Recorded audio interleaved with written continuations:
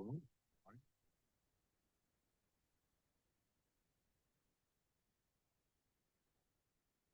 let's see how much better it is. The beautiful friar cut going in. My worst angle. Every day. It's better each year, right? I can't even second it.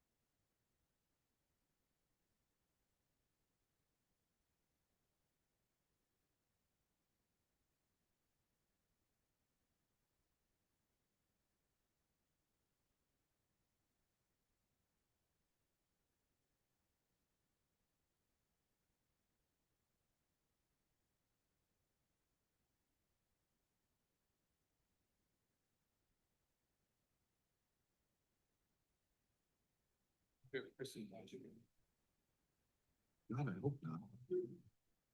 He's on vacation, I sure hope. Sean told me it's one of the Disney. You lose your cell phones. You're on vacation.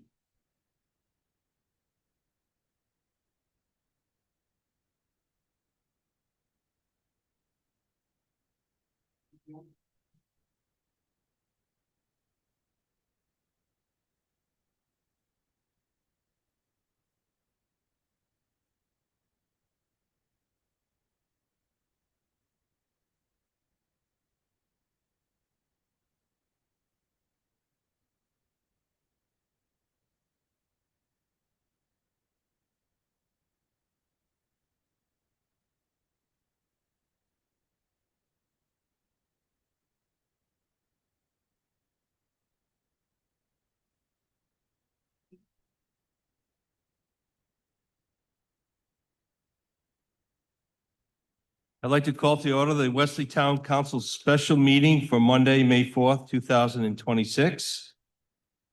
First on the agenda is invocation with Councilor Vandover. Good evening. Heavenly Father, thank you for all you do for our community. In Proverbs chapter 3, verses 5 and 6, trust in the Lord with all your heart and do not lean on your own understanding. In all your ways, acknowledge him, and he will make your paths straight. Father, please keep our paths straight for your glory. We pray you continue to keep our president safe, and thank you for sparing his life once again. Lord, keep your hand on all of us here tonight and always. In Jesus' name, amen. I pledge allegiance to the flag of the United States of America and to the republic for which it stands, one nation under God, indivisible, with liberty and justice for all. Thank you. Tonight we have two agendas.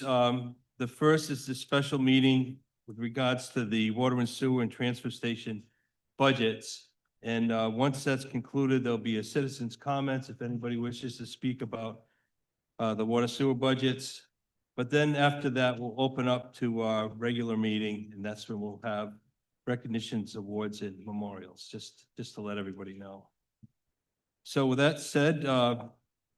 Finizio, your by town charter, the finance board had reviewed the manager's budgets for water, sewer, and the transfer station. If you wouldn't mind walking through your process. Certainly, Mr. President, and thank you for having us here and all members of the council. Good evening.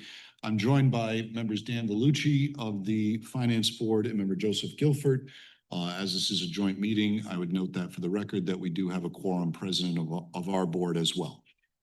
Pursuant to the town charter, we did review the manager's proposed budgets for the enterprise funds of the water department, the sewer department, and the transfer station. When it came to the examination of these budgets, we also noted that these budgets simultaneously need to be approved by the state, that they are also reviewed by independent auditors. So we took our role seriously, but with the understanding that we are not the final say on these budgets. Thank you. When it came to the water budget, we noted that the rates were not changing this year. When it came to the sewer budget, there were changes in the rates, but those are dictated by the decisions that the council had already made relative to recent bonding, relative to sewer upgrades throughout the town. And the transfer station rates are not changing there either. It is legally required that these budgets be presented as balanced budgets. They are. And the board went with the manager and the finance department line by line through each of them, and all of the figures and relevant information appeared to be in order. So with that in mind, the board approved the budgets as recommended by the manager, certainly thank the manager and the town staff for their work on them, and forward the same to you for your review. The one substantive discussion that we did have was relative to the water department. And we held a discussion related to long-term water resource needs for the town. And the discussion was based upon the fact that at some point, the town is going to need future new wells. But that process can be very extensive and take a long time. So we did make a consensus as a board to recommend to you, the council, and it is in our cover letter, that the town begin the process sooner rather than later of moving forward towards obtaining new wells for the town. That would involve a study, involve site examinations, it would involve numerous state agencies. It's a process that can take many years, and the only concern we had in our discussions was that we wouldn't want to see the town of Westerly get to a point where that need would be present and we would only be beginning the process. So it's just a general recommendation from us that the town move sooner rather than later on that. But otherwise, the budgets presented by the town manager for water, sewer, and transfer station all appear to be in good order, and we approve them and forward them to you. Thank you. So that is, the rates are not increasing for water, for the transfer station. The sewer rates that did increase were absorbed within our tax base. And there's no increase in taxes, the mill rate, for fiscal year 2027. So that's a great message, I believe, to the town. And I agree wholeheartedly that we should look forward towards getting more wells. I was part of Bradford 4 that brought that online. It was very expensive and it took years. So it's a good observation. Thank you, Finance Board. Any comments from the town manager, or this is essentially your budget? No, I have no comments. Again, we went through it line by line and through the entire budget, which we'll also do at your level. So you'll see it all as we move forward. Councilor Petra? I'm just for the town manager, the one thing I am interested in is in the water budget, lead line replacement. At one point, we were getting huge grants, then they turned into zero interest loans, and then maybe there's a way that we could work that into our capital as we pave. We can stay ahead of it and replace, get the lead basically out of Westerly. What are your thoughts on that? That process has already started, so Okay. we received some federal funding on that. And also the remaining will be a 0% interest loan, which will come back to you once that's all lined up. So I think we started, if I'm not mistaken, it started with 33. We're doing 33 lines starting on Mary Lou, and I think Church Street might be included. After we're done with those initial 33, is this something that we're gonna have to, is it gonna be any capital budgeted for the lead line replacement? Is that part of the capital expenditures, or are we working strictly off zero interest loans? How is that being worked? No, it's more than 33. Whatever All right, the federal money is covering, it's like close to 2 million, 1.8 something million is handling that. And then once that's done, it's a continuous program. We'll go through the infrastructure bank, which we'll come back to you with, and it'll be a 0%. We start with those 33 and then we're just staying ahead of the paving? Is that how? Is that That's how- right. The only reason those 30 to get, because they're going to be paving those roads. So Yeah. we're trying to keep that. That's what I guess that's what I Yeah, heard. High Street's another one from High Street Bridge up to the top of the hill. There's another one that's part of that original because that's getting paved. High Street? Where's that? No? Train bridge to the top of the hill. Oh, okay, I didn't know that. All right, okay, State's paving that. We're not. State is. good. All right, Well, great. So what is it looking Church like? Street's getting paid, Beach Street's getting paid. Those are all state jobs. How long, what's the time frame on that? That's gonna be done this summer. Okay, Yeah. All those should be done this summer. and then we'll And just it's keep covered going. under the funding that we already have, under grant funding. Thank you. So, Any other questions or comments? Councilor Niemeyer? Yes, this may be for the finance board or the town manager, but regarding this long-term water needs assessment for the town, it seems like it would start off with a study. Within this water department budget, is there room within the margin of error to fund that study, or is that something that we would have to allocate new funds for? you'd have to, the council would have to approve it and allocate it, but there's funding in there available. We haven't even gone out to figure out what it's gonna cost for it yet, but. Okay, but we could get started on that process. All right, Correct. that'd be great. Thank you. It was over 10 years ago, it was over $500,000 just for the engineering part of it. So. Yes, Councilor Healy? Just real quick, to the finance board, thank you guys again for all of your help. And I just want to kind of point out that the water that you guys are bringing up and the wells and how important it is, because something that we are all seeing is our sewer, and how that just came up. It was a very big bill, came up very quick with, I talk about being proactive. This is exactly what I'm talking about. So thank you guys very, very much. It's very important for us and the constituents to know that we're being proactive and we're planning for the future instead of just waiting to see what happens. So thank you again. Yes, Councilor Vandover? Hi, yeah, thanks. The gentleman on our finance board did a great job. So you were so thorough. I was happy to sit through and watch and I learned a lot myself. So thank you for that. I just have one question for the town manager. Do you know how old our wells are? And like how long out are we before we'll have to replace? There's no need to replace them now. It's just if we run to a point in development wise, we don't have enough water to supply the infrastructure, then you have to expand to an additional well. So So there's no time frame. We could have enough water for the next 5-10 years. I don't, Yeah. you know, So the wells, the only reason you'd have to quote unquote replace a well would be as if they dried up pretty much, they which probably they won't won't. try, if we need more water to support the town. Okay. If we're running low on water that we're able to supply, you have an additional well. There's Um, nothing wrong with additional well either, because to supplement the other wells, so they're not all working, continuously. They go between well and well. The summertime is when it's ramped up the most. I guess the well pumps would be something that would have to be replaced if something did go wrong. do. That's That's where on- the expense It's lies. on a revolving program, maintenance, they refresh, It's already how in they there. replace the pumps, Fantastic. Thank you so much. Thanks again. Thank you. Councilor Aiello? Yeah, probably for the manager.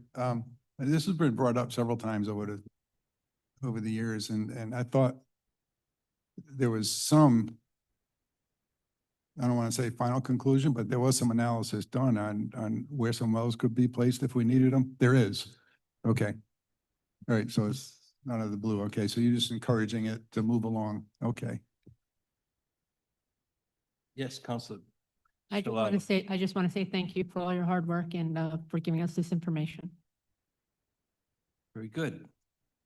With that said, I'll entertain a motion to accept the Finance Board's recommendations. So moved. Second.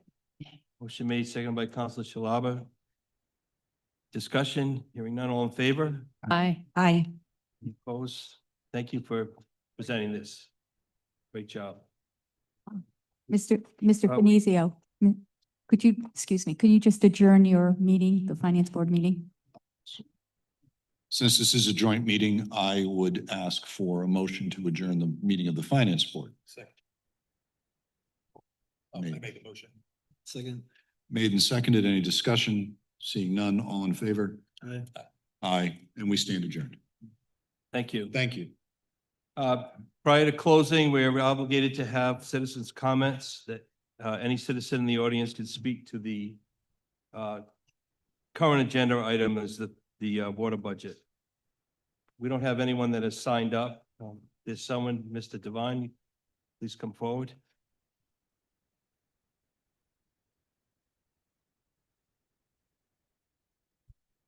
Good evening, Council President, town officers and officials, fellow citizens. I just have one question. It's a very, very expansive budget item, but as we've seen, especially this past winter, things can happen in the marketplace or with weather or delays or all kinds of other things. So coming from an operations background, focusing on construction and operations, can anyone share with us out of that 85 million for the sewer plant upgrades project, what we have in the way of contingencies, allowances, or add alternates that would allow the town to shortstop any forces majeure, material shortages, cost increase, things like that, that might poke our schedule for compliance in the eye over time.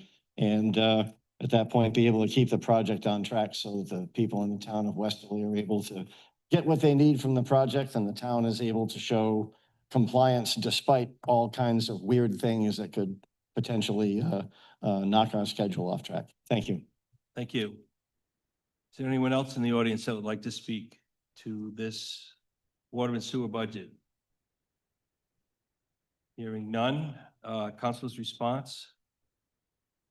Sean, we're under contract on that, right, at this point? Yeah, we have a contract that's guaranteed not to exceed. Beautiful. So that's. Thank you. There's contingency built in that cannot exceed any of that, so. And it's millions of dollars in contingencies. It's not a couple of $1,000s. 5%, 10% of 83 million is 8 million. It's for the contingencies, 4.5 million, 4.5, 4.6 million. Okay. Thank you. That concludes the council's response. It's Motion to adjourn. motion to adjourn by Councilor Aiello. Second. Second by Councilor Petra. All in favor? Aye. Aye. Motion is adjourned. Now we move to our regular meeting.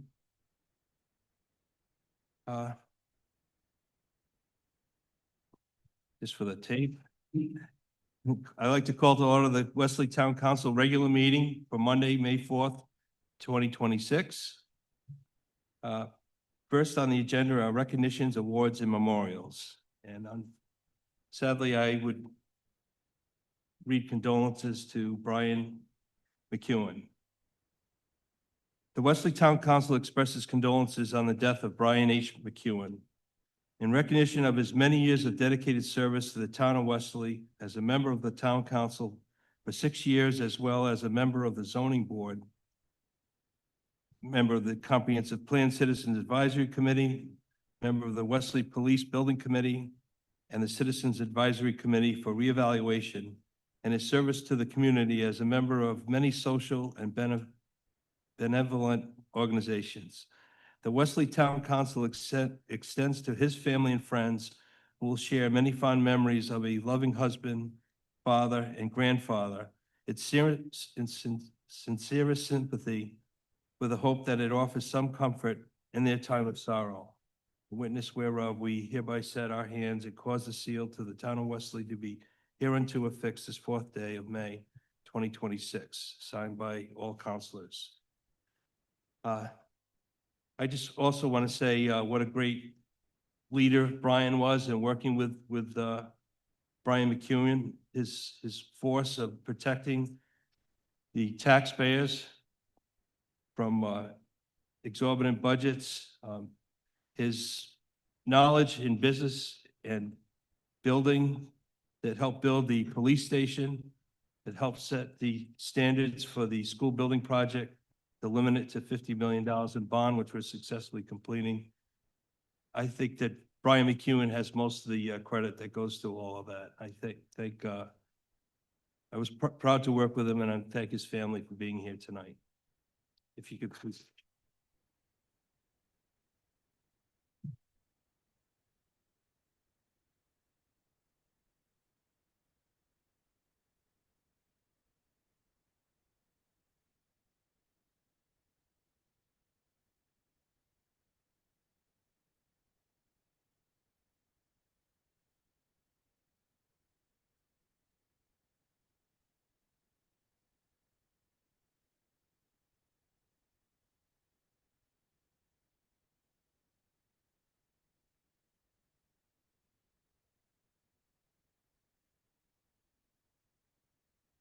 Next, congratulations to the Westerly High School Culinary Arts Team.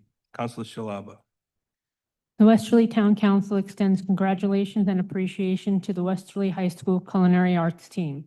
In recognition of winning first place in the coveted People's Choice Award, as well as earning a Judge's Award for Best Use of Regional Ingredients at the Cabin Fever Festival and Charity Chowder Cook-Off held on February 28th, 26th at Old Mystic Village, and in appreciation of the culinary students for their generosity in keeping 3 community fridges well stocked with fresh meals as they prepare and package for anyone who needs them. Their volunteer involvement in this program is an inspiration to all and has to be commended. The Town Council congratulates the Westerly High School Culinary Arts Team on achieving its award and wishes them continued success and expresses its admiration and pride for these dedicated students for their commitment and continued support of the Community Fridge Program. In witness hereof, we have set our hands and caused the seal of the Town of Westerly to be hereunto affixed this 4th day of May 2026. And I just want to make a mention that I've been working with the students at 68 Pierce Street on Thursdays and Fridays from 4 to 6, giving out meals. And in the last 11 weeks, we have given out 470 meals that these kids have made. Thank you very much.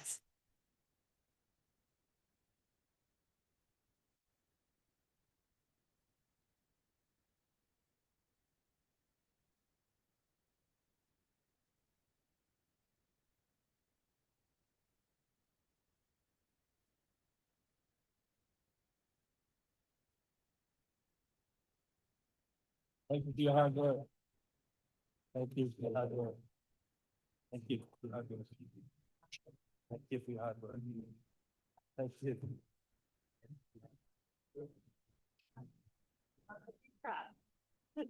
Great job. I know you do. Jamie, if you want to have everything be a picture.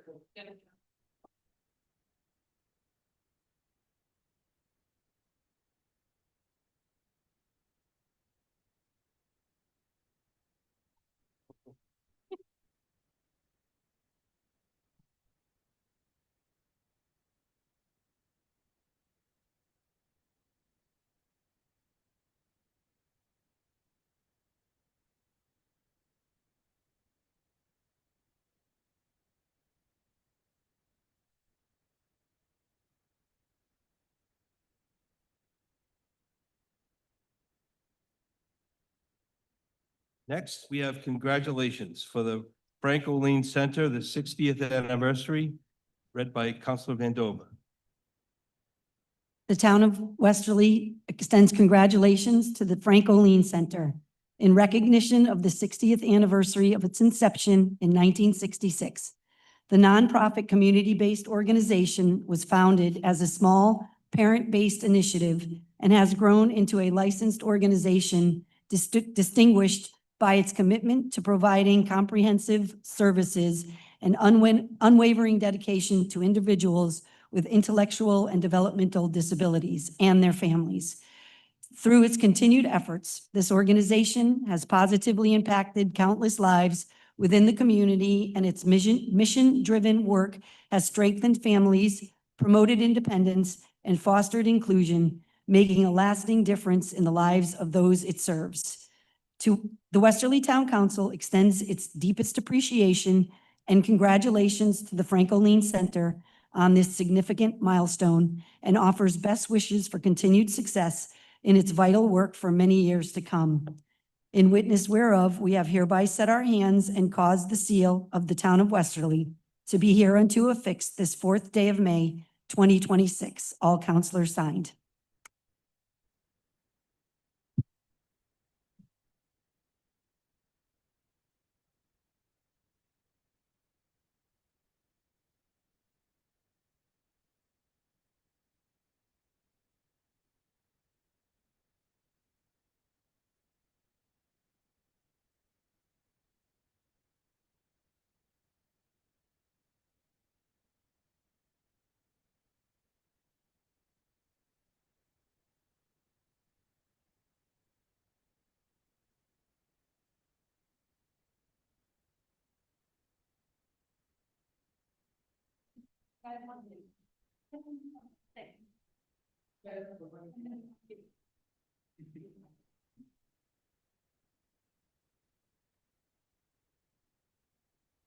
Well, I want to give a shout out to my grandfather and my family who is watching. And I want to say a happy birthday to my mother. Love you. Thank you, and thank you for the community is so supportive of us. We really truly appreciate it. And we'll get a picture?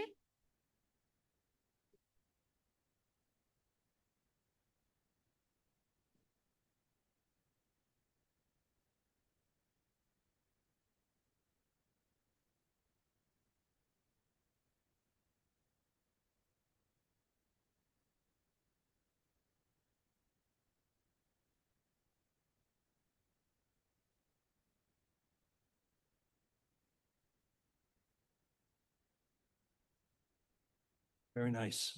Next, proclamation for Mental Health Awareness Month on May 2026. Counselor Healy. In the town of Westerly, noting that every day, millions of people face challenges related to mental illness. Each May during National Mental Health Awareness Month, it provides an opportunity for everyone to come together to stop the stigma.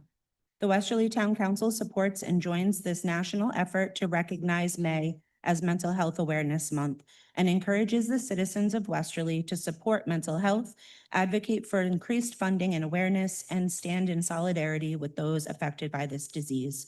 In witness whereof we have set our hands and caused the seal of the town of Westerly to be hereunto affixed on the 4th day of May, 2026, signed all councilors.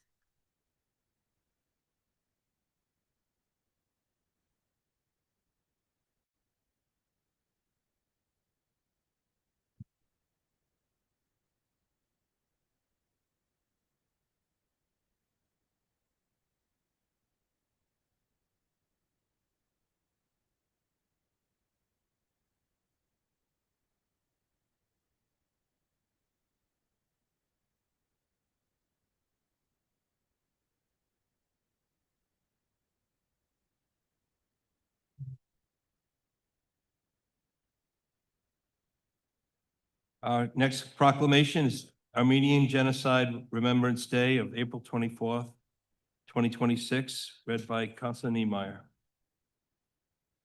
The Westerly Town Council proclaims April 24th, 2026 as Armenian Genocide Remembrance Day.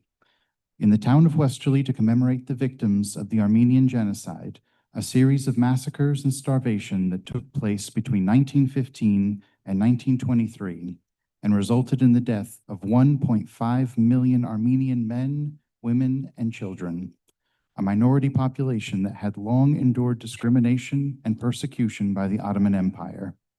In solemn recognition of this history, the Westerly Town Council hereby proclaims April 24th, 2026 as a day of remembrance to honor the victims of the Armenian Genocide and to recognize the lasting impact of historical trauma on the Armenian communities, and joins our Armenian brothers and sisters in marking the 111th anniversary of the start of the atrocities in an effort to educate others about the tragic loss of life, land, and human rights of the Armenian people and the crime of genocide committed against them. In witness whereof, we have hereby set our hands and caused the seal of the town of Westerly to be hereunto affixed this 4th day of May, 2026, signed by all councilors.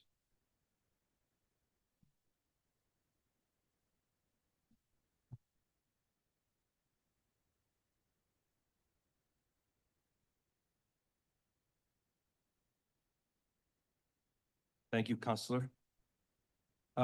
Next is to ratify and confirm congratulations to the 2026 Westerly High School Athletic Hall of Fame. Jill Beauchamp, Joseph Colalo, Victoria Lima, Brian Mastrofino, Madison McLaughlin, Samantha Shawn, and Joseph Barker Jr., posthumous.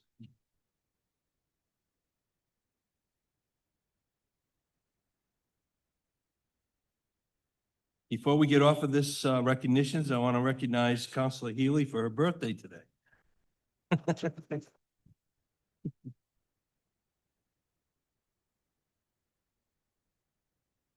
Okay, presentations, school bus garage use and environmental compliance. Power Engineering Corporation, discussion and possible action. This is, this was brought to the council last year, fall of last year, to at the concern of the planning board. And the town manager had worked with Power Engineering to study the concern and to bring that result of the studies to the town council tonight.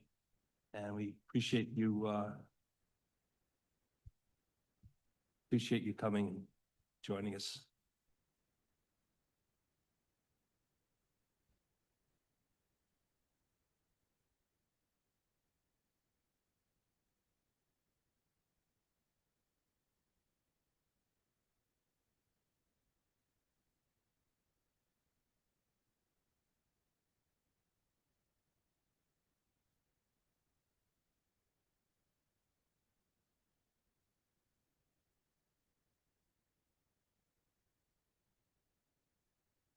Thank you, Town Council, for having us. Just getting set up here. My name is Brandon Blanchard. I'm a Vice President with Park Corporation out of Lincoln. With me tonight is Chris Weber, a project engineer, also with Park. And as mentioned, the town asked us to take a look at the siting of the existing bus depot at 8 Spring Brook Road as it relates to water supply in the town. So it's maybe a little difficult to see on the figure from far away, but the red outline is the existing site. And the purple line around that is the wellhead protection area from the existing wells at Whitehorn Brook. So that red site, the bus depot site, is within the wellhead protection area. That's recognized by both the town and the state, the Rhode Island Department of Administration, Department of Health. Additionally, the site is within the Aquifer Protection Zone. And the town's Aquifer Protection Zone overlay district actually encompasses much greater land within Westerly. And then even more so is the sole source aquifer, which takes up about 80% of the town. So that, if you look at the upper right-hand corner, you can see the orange shading is the majority of the town that has the sole source aquifer overlaying it. So essentially, we performed our study to try to evaluate some of the concerns, if there are any, and what the mitigation measures might be. And what we found was that the existing bus depot has been in operation since 1988, with the overlay district and the zoning bylaws around watershed protection coming into play at about 1998. So about 10 years later. So the school bus depot is an existing use. So by code Westerly ordinance, it's a non-conforming use that's allowable under current regulation. So in doing that, we evaluated a few different alternatives. With any study, we look at a no action alternative as sort of the first option, and we ruled that out pretty quickly. We don't think a no action alternative is suitable for the site. So we went to step 2, which would be making improvements to the site in its existing configuration. So some of that would include best management practices to manage stormwater and runoff across the site, bringing the site into compliance with environmental permits. So coming under compliance with industrial stormwater permits required by the state, as well as above ground storage tank requirements that the Rhode Island DEM requires. The facility, I haven't mentioned, but the facility historically has had gas-powered buses there. Recently, the town has brought in a few electric vehicle buses. So now there's 2 types of use at the site. So on-site kind of best management practices, coming into compliance with existing environmental permits, where there seems to be some existing lapse, and then making some other site improvements to how the site, again, runoff is controlled on the site, and other improvements. So Chris, you want to speak to that? Sure.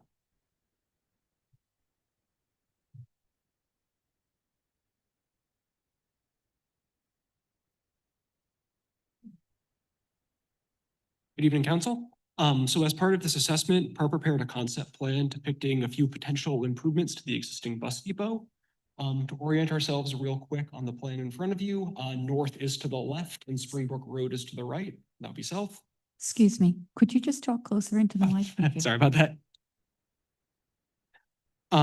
First and foremost, repaving of the existing paved surfaces on site is definitely recommended by PAR in order to address the significant cracking on site and to better guard against any existing pollutants going through that cracking into the underlying groundwater supply.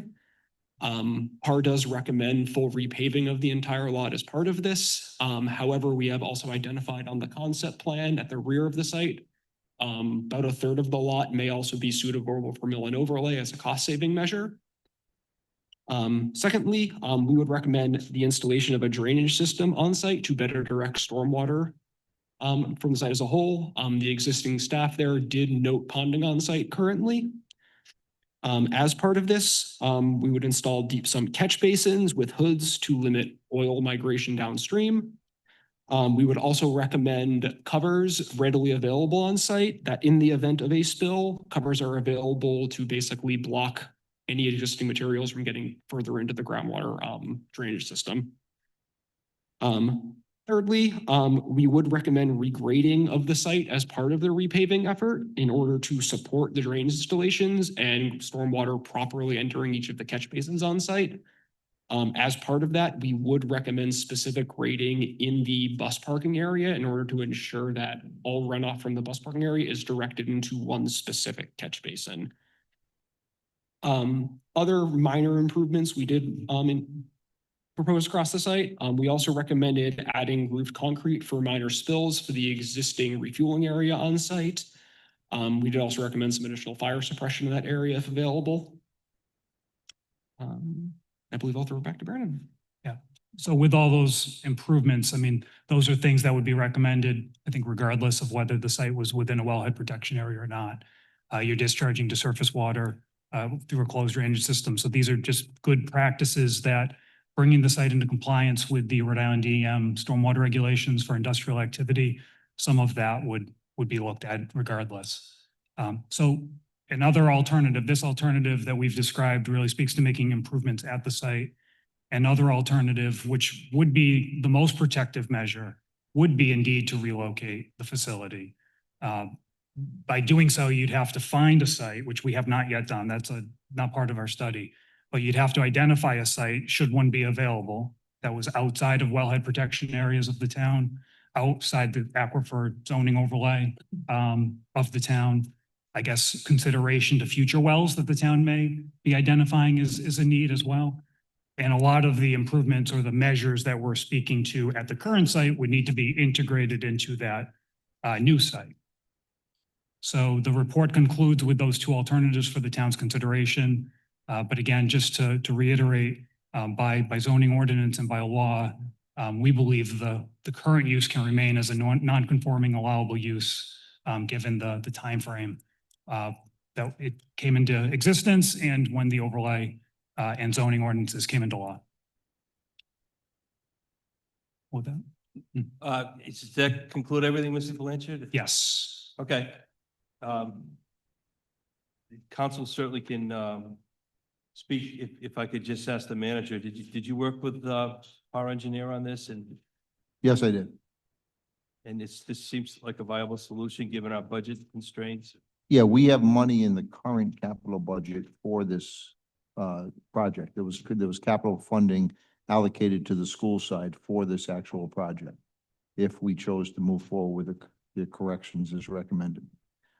There's another step. I mean, we would have to contract potentially with PAR to go to the next step, to design what needs to be done and so forth, and the next steps. And as I indicated, the finding it can stay there with improvements if we find, I mean, what wasn't mentioned is to get outside of the aquifer protection areas like south of Shore Road.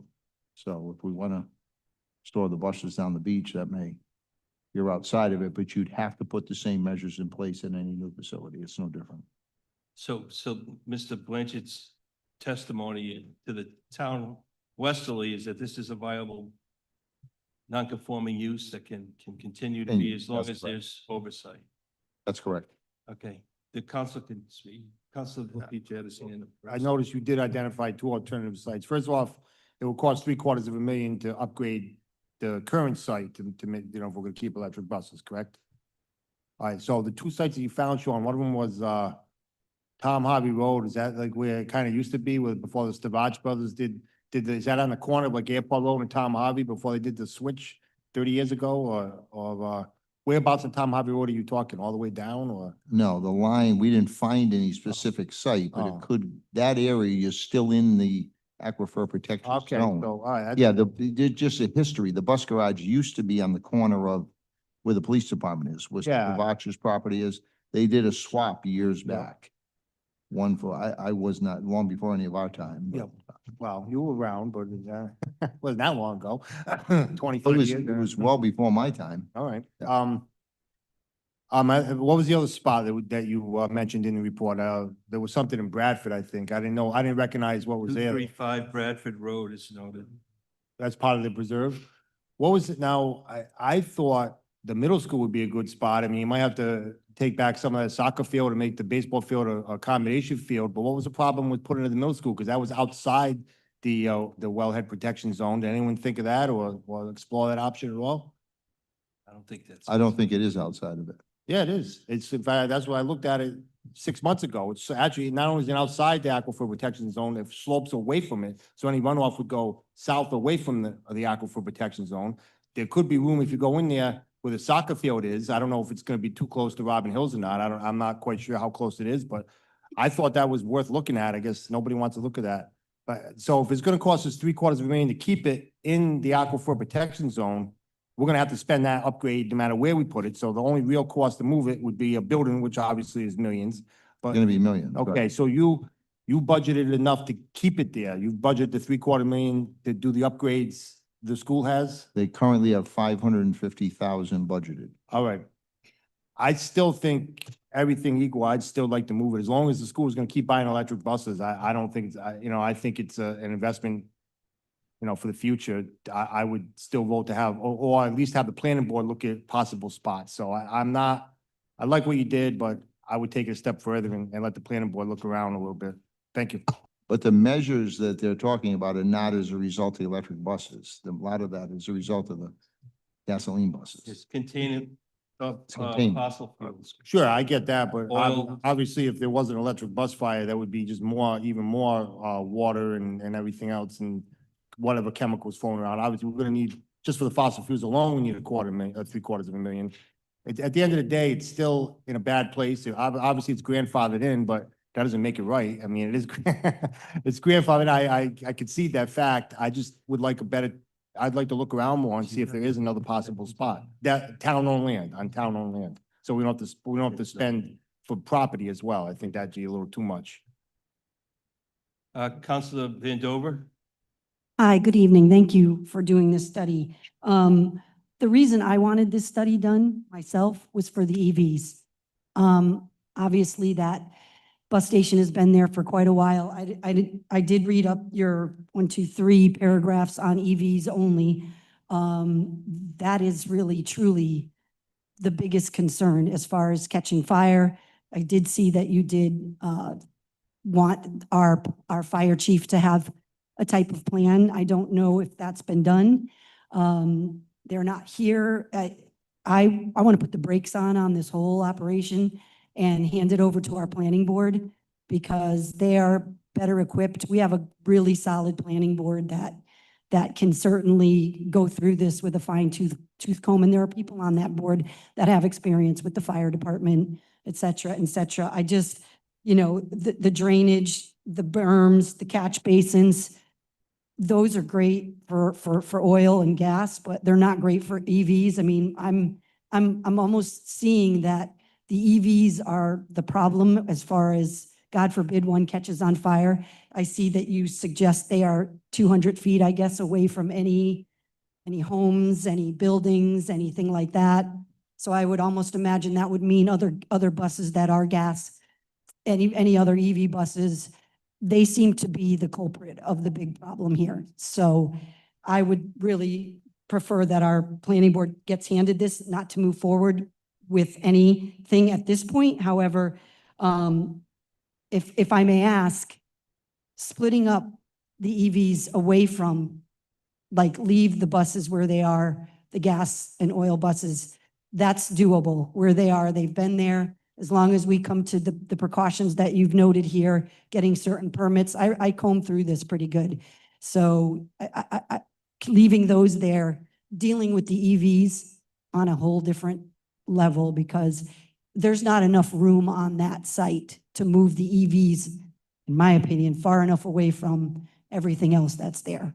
So you didn't really get too deeply into EVs here. I wish you would have, because for me, that's like the main issue. But go ahead, I'll let you If I respond. could address that. So in reviewing the Rhode Island DOH regulations for drinking water for site uses like this, they don't make any distinction between bus depots that have electric vehicles or petroleum fired vehicles, nor does the town's zoning ordinance. So we approached it from just as a bus depot, regardless of what types of vehicles were there, because that is what is in writing for the regulations in the state. So that's why we addressed it that way.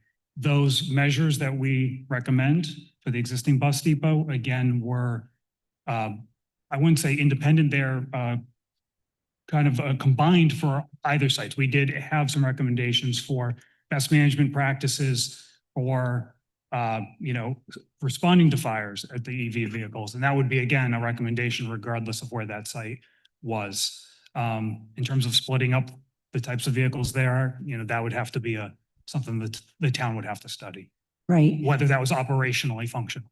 So with that being said, what's your take on what I think as far as the EVs? Don't you think, do you think they're a bigger problem?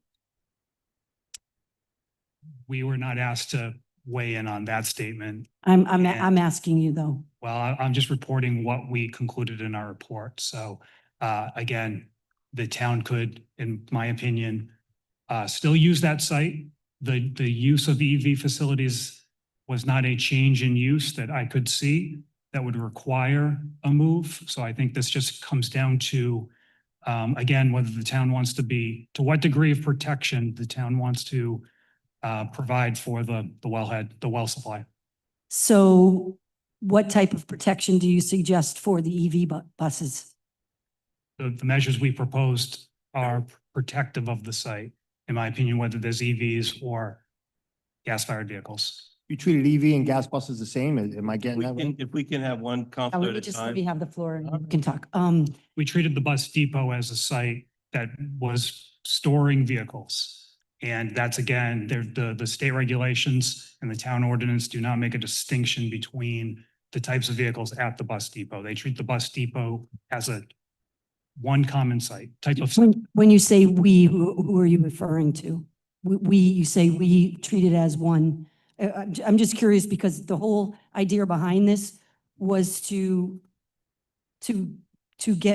cover all the types of buses, not just, what did we do the study for if Well- we're not getting separation? The EVs are completely different than gas, you know that. I do, and we made recommendations specific to the EVs. But again, whether the site can remain there or not, my firm reviewed it against the regulations from the Rhode Island Department of Health and the state's or the town's ordinance. And there is no distinction drawn between EV vehicles or petroleum vehicles on whether that site meets a non-conforming use that can remain. So that's how I would answer that. With all due respect, I have to disagree. EV buses are a completely different beast than gas and oil.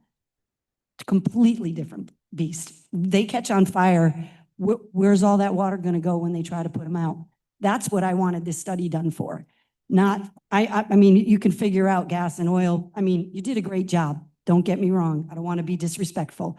But the EVs were the issue. And that's where I wanted this study to go more so than gas and oil. But great job done for what you did. And I guess I didn't get the answers that I particularly would have liked to have gotten, but thank you. Thank you. Next counselor, any questions? Counselor Taylor? Thank you. Yeah, very informative report. And I can understand the challenges. You're comparing things, relatively new technology and existing technology, and going by probably some outdated regulations and rules and standards. So you're trying to compile the best document that you possibly can for us. So I appreciate that. And I think I remembered reading about EVs where it's generally accepted in the fire departments throw a ton of water on it. And I think you did cover this about water containment, Right. if that happens. So that's primarily the factor there. Of course, with the other fuels, we all know there's special things you need for the fuels. So I get that. And personally, I think we would need to take it a step further and search and assess different properties so that we can make an informed decision whether or not it's best practice to improve that site and better protect the groundwater, or if there's another site around. I mean, we know that it's quite a large aquifer protection area and wellhead and aquifer, and so there are limited spaces. And the 265 Bradford Road isn't available, and you make note of that. The 69 Tom Harvey Road, that would be leased. I'm not sure which parcel that is, but potential by there, but you also don't want to put it in the runway protection zones either. So there's possibility over there somewhere. I mean, ideally, it would be nice to find something that's a little more central than on the outskirts of town. For a bus garage, I would think, or school buses that travel all around town, to find something that's logistically more center. It would make sense to me. So I think, in my view, that would be the next step, is to find a site that's potentially possible, feasible, and compare that with upgrading the site that we currently use. Just my thoughts, and thanks again. Council Healy. Thank you guys for everything. You answered most of my questions. I actually do put both buses in the same boat. Diesel and gas leak is just as dangerous as a fire. So I appreciate what you did. I think when we're moving forward, I think the biggest thing that we're gonna have to look at is the finance side of this, on what is gonna cost. It's in here, but for the upgrades versus moving them. I did very small research on moving an electric vehicle station somewhere else. That alone is like, $70,000. So I appreciate everything you did. Still trying to figure out where in our comprehensive plan, what map actually shows the aquifer protection, because I've looked at our comp plan like 5 times and I can't find it. It's at the end somewhere, and I'm sure that somebody listening is going to tell me exactly where it is, but I just can't find that right now. Council Niemeyer. Well, thank you for putting this together. I think my first question is just sort of to really, you noted there's a separate degree of risk between option 1 and 2, and there's a slightly greater one with option 1. Can you quantify that for us in any way, or is it just a general note of a greater risk? Just a general note of greater risk. I don't think anyone could quantify that. It just comes down to, all the best practices you install at that site will provide a very high level of protection. But there's, always the very, very low probability of something occurring. So moving it entirely is the greatest extent. But again, you have to find a site that meets all those measures, that is out of the aquifer protection zone. So it's really very difficult to quantify. Gotcha. Okay. You also recommended, if we were to keep it at the current location, the installation of a drainage system. This may be a little off topic, I guess, but in your prohibited activities table, you noted that there were interior floor drains observed by PAR, but not confirmed by site personnel. There's a note here: suspect floor drain with unknown discharge location observed in Mechanics Bay. Were you just not able to confirm that with the staff at the time, or was it not in the schematics you had available to you? What was going on there with that? Yes, drainage? all of that. No one knew the ultimate discharge location of that floor drain. So is it possible that there is some degree of drainage coming, at least with regards to the mechanics bay on site? It's possible. There is no, the site is not regulated as a underground injection control site. So that would mean that it's permitted as such. It is not permitted that way. I suspect that it's connected to the on-site closed drainage system, but we couldn't confirm that. You could through a dye test or other means. So that would be a step the town could very easily make. And even if it were present, it would be non-conforming because it's not currently part of the what you're able to assess. Yes. Okay.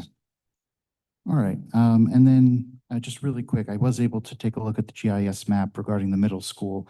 There is a portion of the middle school property that is within the aquifer protection zone, although to your point, I don't think the fields are. Yeah, I it's don't on the know very if- top. Yeah. I don't know if it slopes was, away. I don't know if it was discounted because of that portion, or what, I don't know. No. But anyway, that may have been the reason. I just wanted to point it out. Thank you. Thank you, Counselor. I'm sorry, Counselor Shalaba? Thank you very much. I actually have a really quick question actually for the town manager. Do we as a town have any electric cars or planning to get any electric cars? You're saying from town perspective? We Yeah. do not have any. Okay, because I was just wondering with the discussion that we're talking about with electric buses and stuff, if it would be something that we would combine those together. So that's all I wanted to know. Thank you. There are no plans, but I think it's either next year or the year after, any police cars made, I think are all gonna be hybrid. So they're all gonna have battery packs in every single one of those. So. Thank you. Okay, thank you. I would just like to, everyone's been given an opinion. I'll have a chance. First, thank the manager for hiring a reputable firm to look at compliance, and there's several points that can be implemented. So I thank the planning board also for their diligence in identifying this issue. The town council has oversight of our public water system, our wellhead protection system. This isn't something that just the school committee can say that we're going to operate this facility without disregard to the town and the town health. So, that was brought up at one of our meetings, and this is nothing further from the truth. We also have a school committee that is very much engaged in this issue and very much looking towards improving this issue. And if we do decide to keep the bus garage in its present location, the school committee has a budget already established, $550,000 that will go towards the majority of these improvements. So if it's not enough, then the town's going to have to find more money for it. What strikes me about the use, the non-conforming use, and looking at the wellhead protection map, the aquifer protection overlay map, there's very little areas that are available to the town. So the town manager can look outside of those areas and see if there's anything, well, we can condemn land if we had to, but see if anything is environmentally superior. Within the aquifer protection areas, you'll find along Route 1, there are 2 gas stations that are within the wellhead protection area for the Crandall well. There's an unlined landfill within the drawdown of that public well. So the DOH, the DEM, they can look at existing uses and make certain that to be in compliance with a non-conforming use, that it does protect the water supply and does not jeopardize the town of Westerly in that regard. So it makes sense that Power Engineering has looked at this and found discrepancies or found improvements that could be made. And they could be made to be in compliance with DOH and DEM. I don't want to bring a hysteria that says an EV vehicle is going to jeopardize the town of Westerly water system. If we have DEM saying that it's in compliance, that DOH says it's in compliance, that we can hire engineers that have that are reputable, that can protect our water supply. So I welcome this report. I think this shows somewhat of an urgent need to rectify this. And I also welcome the looking outside of the aquifer protection areas, as many councilors here have said, to see if there is an availability. You can guarantee the cost is going to be substantially more, but when it comes to public water protection, water quality protection, there is no price to be put on that. So we'll look at that. We'll look at different areas if the manager so chooses. We'll also look towards implementing on somewhat of an urgent basis, the containment or the protection of the gas of the existing garage storage system from refueling, from maintenance within the building, taking out any floor drains that were identified, containing the EV bus station. There's quite a bit of recommendations here that Park came up with, and I'll feel very comfortable if that's all built. So we could continue with the discussion, but I think there are two paths that we as a council should pursue. Looking outside of this aquifer protection area for other sites and advancing, because finding another site and moving everything is going to take two to 3 years, I would say minimum. So in that meantime, we should be looking at implementing these containment issues. Councilor Vandover? Can I just ask one more question, please?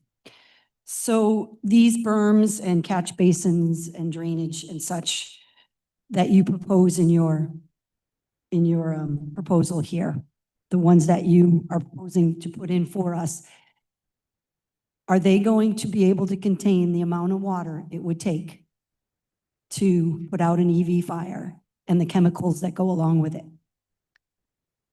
I would answer that this was a conceptual study and there's been no design done. So that is the path we would develop, or someone would develop as the next step. Protecting the groundwater sources are of utmost importance. So we would investigate how to implement something like that, but we're presenting that as the concept to be protective, with, if you ever have responded to an EV fire at that site. So the recommendations in here are for gas and oil. No, they're not. They're for the site as in its existing condition, but I want to stress that it's a concept at this stage.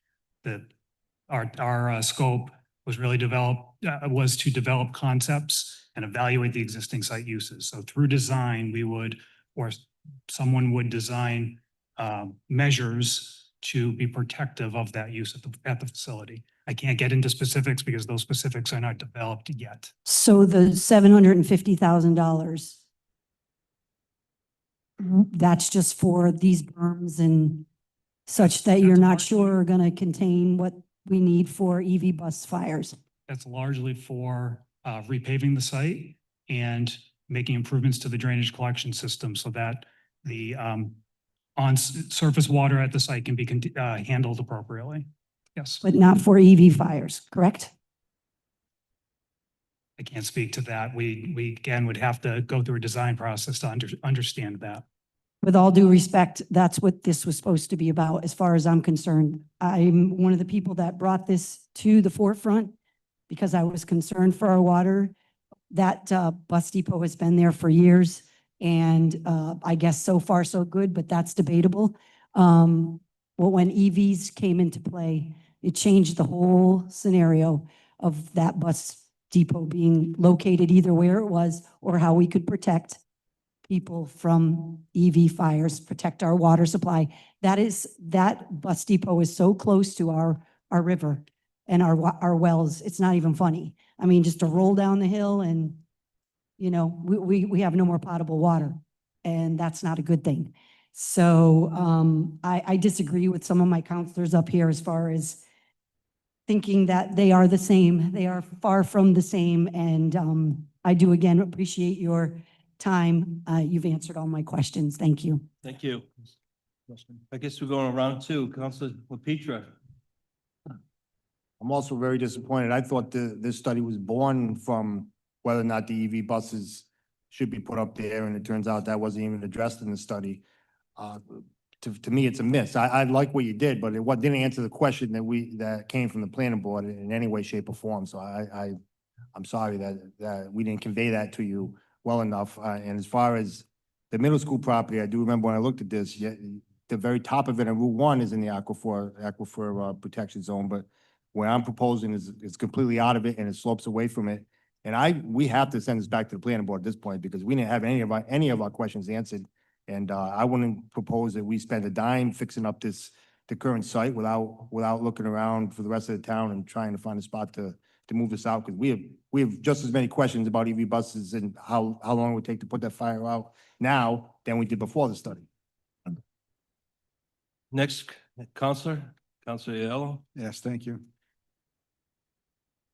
I was just going over this again and I thought I remembered reading something about if we look for another site, that it should be a quarter mile from the river.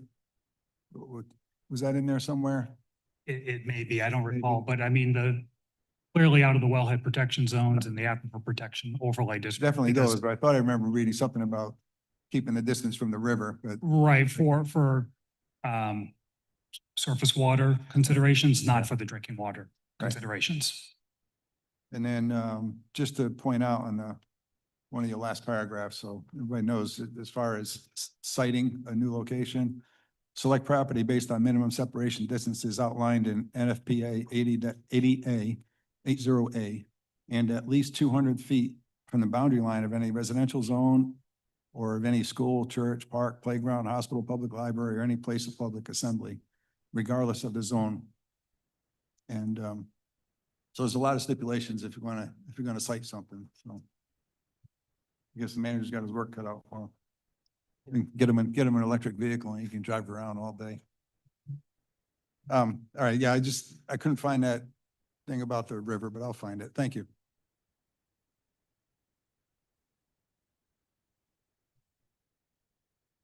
My question's actually for you, Sean. I'm just playing this out in my head as we're talking about the middle school, right? So that's one way in, one way out with a traffic light. Is there room for an additional entrance and exit? I'm just trying, I know what it looks like when school is starting and ending, and I know what that bus line looks like. And so I'm just trying to be practical about what people are listening to right now. Because that is already, our representative, as an arrow, already knows how bad of an issue that traffic is. So I'm just trying to. There is no other way to get in. On the public safety side, when I was on, there's no other way to get in now. Okay. There's an exit through Sherwood Hills, there's pedestrian only. Mhm. And there's no room on the site other than if you eliminate a field, whether soccer or, I don't know, whatever the other. But even if we do that, it's still the same entrance and exit for Same every exact entrance and teacher, exit. parent, regular bus, everything, Mhm. in and out. That Okay, is correct. perfect. Thank you, Sean. Any other comments? So yes, I just want to, and again, this PAR did what we asked them to do. There was no state regulations defining a difference between electric and gas bus. They can't make up regulations or come up with regulations. There is not any. The fire side, there are no regulations that stipulate between the difference. So they did their due diligence. They can't come up with a plan for something, there's no regulations preventing it from happening. You know, they're all considered in the same pool. So you have to go to your state legislative side if you're looking to change the regulations between EV and gas. It's the same on vehicles on the roadways. There's no difference. They're all considered the same. Now, I'm not disagreeing with you. Maybe it's something they should consider, but it's got to start at the state level. They can't come up with a plan on something. There's no regulations stipulating anything different than between gas and EV. and beyond that, the fire chief has to weigh in on this. I mean, this is asking for fire protection control in this, so the study is comprehensive. They didn't leave any stone unturned, and they're also looking for other sites as well. So I don't find any fault with this study and the difference between EV and gas. And that's why you never invest in a pilot program, ladies and gentlemen, for that reason right there. I'm sorry, Counselor? That's why you never invest in a pilot program, because you don't know. This isn't a pilot program. The EV buses were EV buses were a mandate of the last administration, so mandated by the last administration. without question. Uh-huh. You don't think so? No, I don't think so. I think it was encouraged by the last administration, and we know how well the last administration did. There was a lot of things that were encouraged that were a waste of time, and this is one of them. Can I make a I motion? think we have everything we need. So I would just say, I understand you want to go to the planning board. And that's fine. I would want to have the manager work with the police and fire on these alternatives. And also have the planning department look for potential sites. And certainly, if you want to look at the middle school, even though it's under the care and custody of the school department, we can look at that also. Entertain a motion? Yeah, I'm going to make a motion to refer this to the planning board. Second. Motion made and seconded. Discussion. I'd like to expand it to direct the manager to go work with this more. What are you looking for the planning board to do? Because they're the ones who sent it to you. They could find, I mean, obviously, if the middle school site doesn't have a big enough entrance, they could look around town, see if there's another site. They could at least check around town and see where it could be moved to. The planning board would be the place to start with that, I believe. I just gave an idea. There might be 10 sites I haven't thought of. Not only that, but as far as the planning board goes, they have people that are on it that were, in the field of fire department people over the years. Divine has been on a fire department. I just think there's some, I really would like to see the fire department give us a plan as to exactly, like, how would they handle this? How would they handle an EV fire, truly? The same way they handle an electric fire in any vehicle in town. Right, but we're sitting on our aquifer. I mean, where's all that water gonna 80% go? of the town is on the aquifer. You could have a car fire in I any. understand that, and it's not a funny issue, okay? Because I really don't want to have my water poisoned, and I'm very concerned, okay? People make light of this stuff. I'm sorry, I just can't. And with all due respect, I would like to see a plan from our fire department as to exactly how they're going to contain the water that they have to use to put out an EV fire. I don't think the That fire. you have to go through the manager to make that happen. So your motion was just to go to the Refer planning. this back to the planning board for now. I would say for now that we want to work with the manager and his So public safety staff. As far. The motion on the table is. Yeah, Yeah. is there amended motion or is this? I was gonna make an amendment to have the town manager, which includes his staff, work with the planning board on site location and those parameters. And then come back to the council. That's fine. We can amend it to read as. I'll second that amendment. Motion made by Councilor Yellow, seconded by Councilor Shalava. Discussion of the amended amendment. I'm more concerned with. Councilor Healy? Go ahead. Sean, wouldn't this be the planning department and not the planning board? Yes. That's why the amendments. I don't know. It could be either or. I don't know what your expectations are from the planning board. What I'm hearing is that we're giving this to the planning board because there are 2 volunteer firefighters on there. But we have a engineer over here and that's not being discussed. So I'm just trying to figure out where this is actually going. Because if it's going from them, back to us, back to them, we're in a mess now. We need an actual plan and I don't hear one. I could answer I that. think you can hire the consultant experts in the field to design something, or you can look for alternative sites, which you're going to have to hire a consultant to do the same thing and design things. Right. So I don't know what the expectations are from the planning. I don't know the planning board's going to research other sites. I don't know that they do that, but I think that's exactly, that's it. Was your motion to take what we just got, put this in the manager's hands with his staff for them to come up with alternative sites and a development of the location? Like, are we looking at the current, what do we? Find potential sites. Because they may have, may come up with a half a dozen potential sites, but once they do a little digging, they'll know, okay, it's too close to this, too close to this. We can't do it here. We can, so they narrow it down to one or two.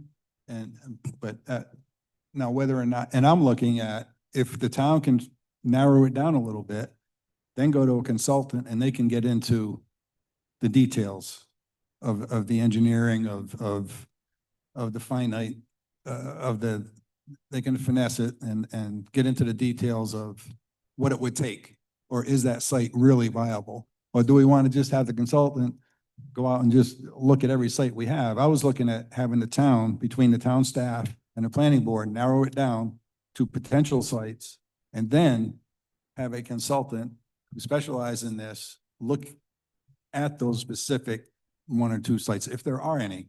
The town may come up with, there aren't any in town, and then we don't have a choice but to So I upgrade guess what it we would have. We're in like amendment of amendment of amendment, Mary. Yeah, so this I second do- amendment. would like to amend his to have it be more detailed, but I'm not, I'm not trying to muddy the water, but something that we You are my. have. What's the actual direction? This You're is, not giving- if I may Let her tell have you the- exactly why we. So I- my- Let her have the floor. Okay, first. before you do an amendment, I Alex, explain it to you. Can we have Nick Nobody, read back the nobody motion? explained it correctly. Please. Yeah. Mary, Chris. could you please read back the motion? The amended motion, right? Well, Yes. the first motion was that the matter be referred to the planning board for review and recommendation. And then this amendment is to have the town manager work with the planning board and town staff on alternative site locations. And I think he said in parameters. Okay. So I guess Neither my one is what I addition want. to that would be that the town manager bring the findings to us for us to make the next step, because we're not just going to put Alright. you to work with your staff and then just, oh yeah, we need a consultant. May I go, Chris? To clean this up. Ultimately, any findings are gonna go back to before the council for any decision. But I think at some point, you're gonna have to bring a consultant in, such as PAR, to weigh whatever options, if it will work in a particular area. And I think you're going to find, as was outlined by Councilor Aiello, a lot of the areas in town, you read off all those things you can't be Mhm. near, you're gonna find there probably isn't anything. Okay, But Mary, we may, I'm not gonna say you won't, but I'll second Counselor Elo's motion. All right, Councilor Shalaba did. Just kidding. all right. Can I explain what we're doing wrong here? Is part of the discussion on the amended Yes. motion, please. All right, Councilor the Petrie. point of referring it to, we're getting way off track here. The point of referring it to the planning board, they're the ones looking for the site alternatives. The planning board looks for the site alternatives, and then we can bring everybody else in, the consultants, the town manager, but that's what the planning board does. Send it back there, let them review it. They come up with 10, 12, 15 sites, whatever it is. So that's step one, planning board, site alternatives. And then we can talk about everything else after. Why are you shaking your head? I don't know, that's the That's first not, step. that's not what I anticipate. Then That's then not the everybody did planning something wrong. board's That's role. exactly That's what we the should be planning doing. department. May I just clarify? You're Mr. bringing the President? board in, and I'm confused as to why this is a planning department Yeah, that's role, why we need the not manager. board. That's what I'm The board trying can to look do. at it. Aiello, The board you have can the look at floor. it. Just to clarify, it's not people working in cubby holes by themselves. The town manager, the staff, working with the planning board and and coming up with something. I mean, the planning board may have ideas and the staff may have some ideas. Sean may have some ideas. And then they'll meld them together and come up with it and let them handle it and come back to it. I think we've given the tools to the manager with. the First amended- step, site alternatives. I don't care who does it. First step, site alternatives. That's what the motion should be. Start at square one. That's what it is. Well, we have two motions on the table, the amended motion. Is there any other discussion on the amended motion? Amendment to the motion. How about we just do a I have a poll vote question. on the amended motion? Move the question. Move the question. Counselor Vandover. How can we even No, We're begin moving the question. removing the question? Moving the question. Yes. Voting on the amendment. Right, but I have a question first before we even vote on the amendment. Is that possible? Is that okay, Mr. President? We had a discussion. Please do. Go ahead. Counselor Vandover. How can we even pick a site when we still don't have the answer to the question that I've asked? Very good. The motion on the amended motion on the table, Counselor Aiello, start on your side. What, Yes. can we read back? Well, I have no idea what we're voting on. No idea. The clerk. There was a motion by Mr. Aiello, seconded by Ms. Shalaba, that the motion be amended to have the town manager work with the planning board and town staff on alternative site locations and parameters. All right. Counselor Aiello votes yes. Counselor Niemeyer. Aye. Counselor Healy. Aye. Yes. Yes. Chair Yes. votes yes. Amendment passes. Now to the original motion to refer to the planning board. Poll vote, Counselor Vandover. So the amendment doesn't refer? Yeah, to the amendment referred to that. Didn't we refer to the planning board in the You still amendment? We have the did. motion on the table. Okay. Say yes again.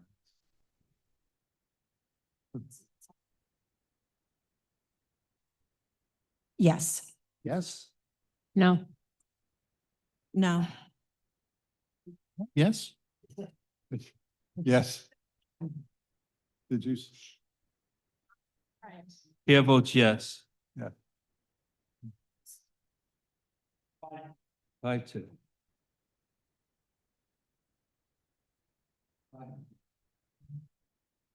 That concludes the presentation of this. Some direction here, because you have me totally confused on the second motion. I'm sending it to the planning board first? The motion work- was to refer it to Send it to the planning- planning board and then work with the planning board. I think that's the consensus. Send it to the planning board and then stay involved. I would anticipate the manager doing the legwork and then submitting it to the planning board, but. Thank you, Mr. Blanchard, and Thank you. Mr. Weber, sorry.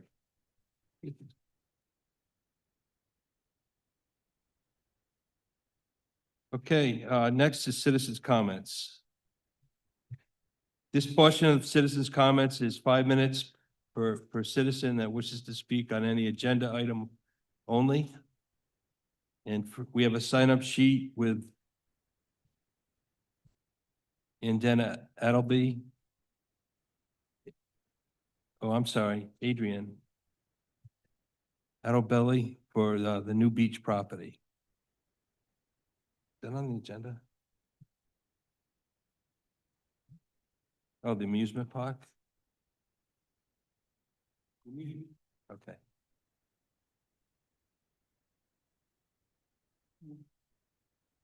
Thank you.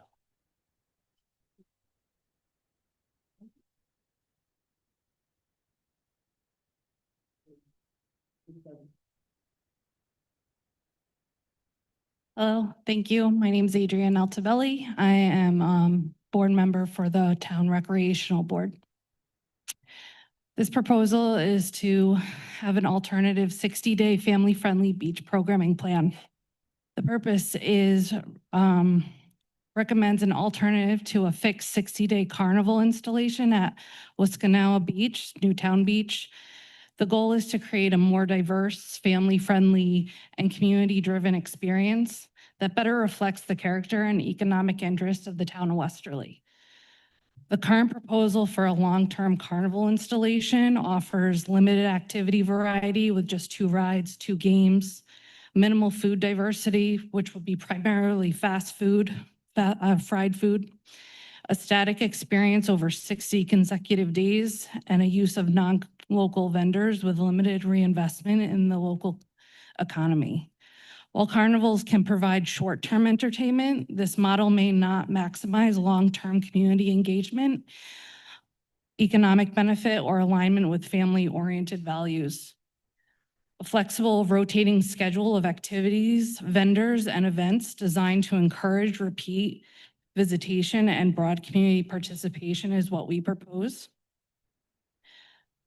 The program structure would involve a weekly theme programming. For each week, you'd have a unique theme to maintain engagement. Nature and Conservation Week, Family Recreation Week, Local Food and Agricultural Week, Arts and Makers Week, Health and Wellness, and then Coastal Heritage Week. They would provide, nature and education zones in partnership with organizations such as like the Westerly Land Trust, where you'd have coastal ecological demonstrations, marine life exhibits and touch tanks, guided nature walks and educational programming. For family activities, you'd have portable mini golf, sandcastle building competitions, inflatable recreation, lawn and beach games. Local food and market area would be building on successful regional models. You'd have local farms and produce vendors, seafood and grilled food options, healthy food trucks and beverage vendors. We would ask small businesses for pop-up, like a pop-up village, local artisans and craft vendors, family-oriented retail and activity providers, and rotating participation to maximize economic inclusion. Expanded evening programs with live acoustic music, family of entertainment events, and sunset fitness and wellness activities.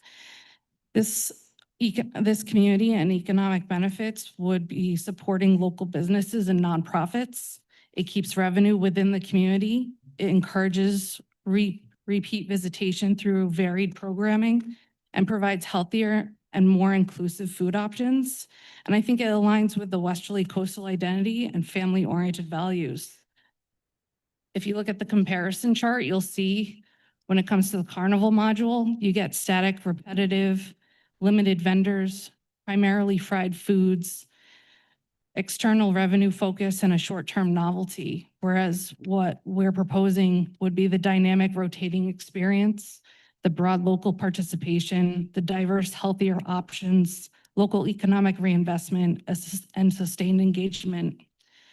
Rather than committing a valued public space to a single vendor for 60 days, this proposal offers a scalable, community-centered approach that enhances both quality of life and economic vitality.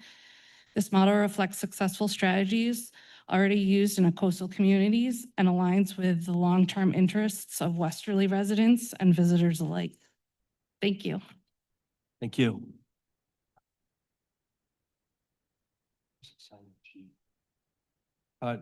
Next on the sign-up sheet is Mr. Devine.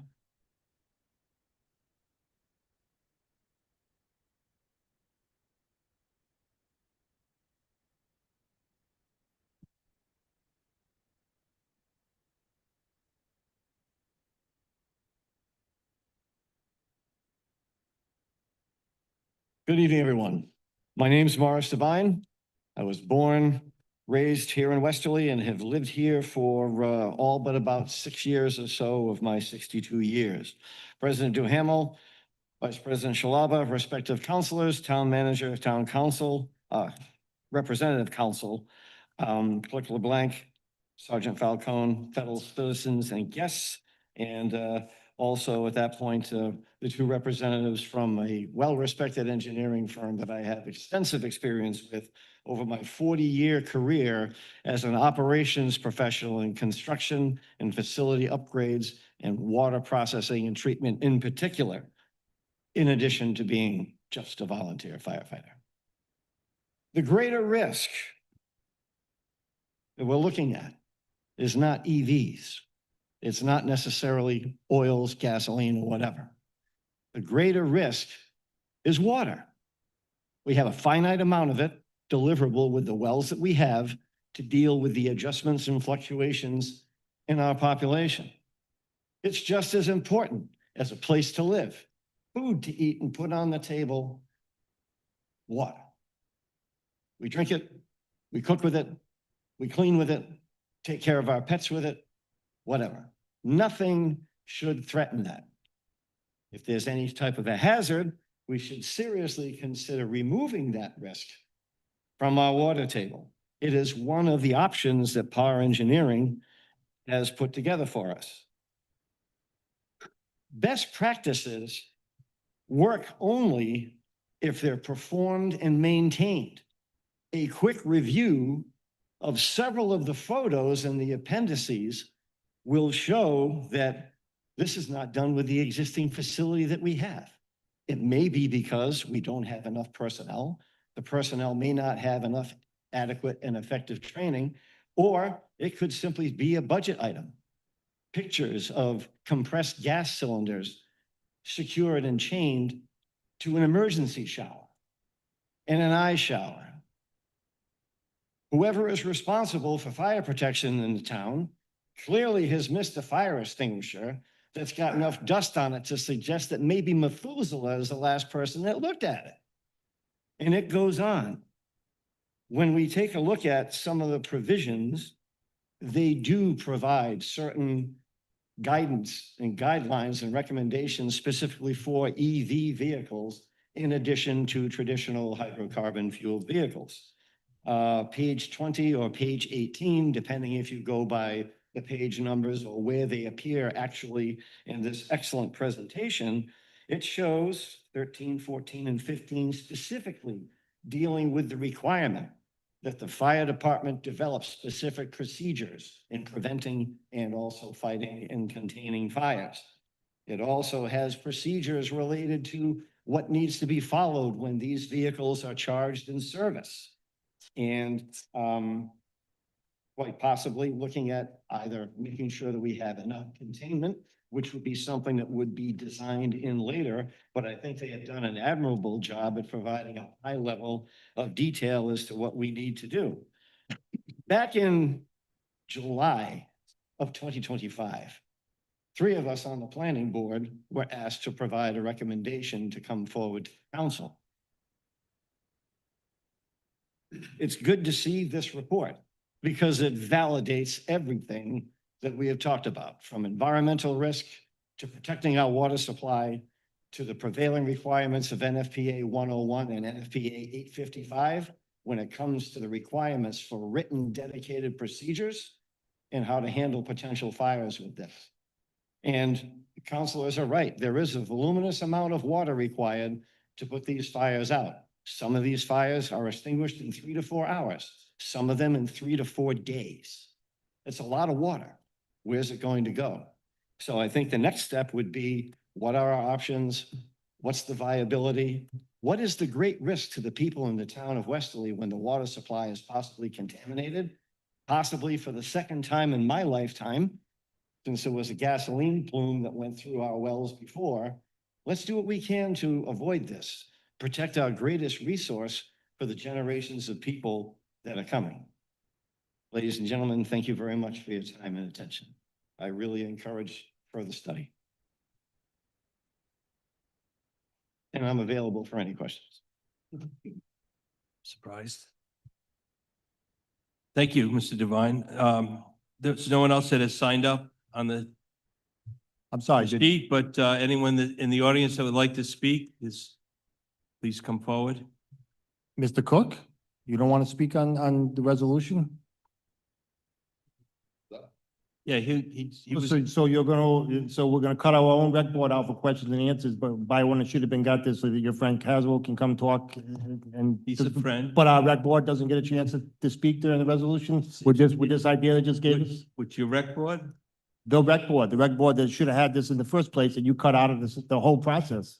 That has found a way to give a much better alternative, and you don't want to. I think some. And you don't want to hear from assumptions them. are off. again? Some of those assumptions are off. Something but to go I to the don't- tape. I'll ask that the council allow. So I'm just Mr. Cook. special treatment here. Do you have anything to say on the people that spoke? Yeah, I do.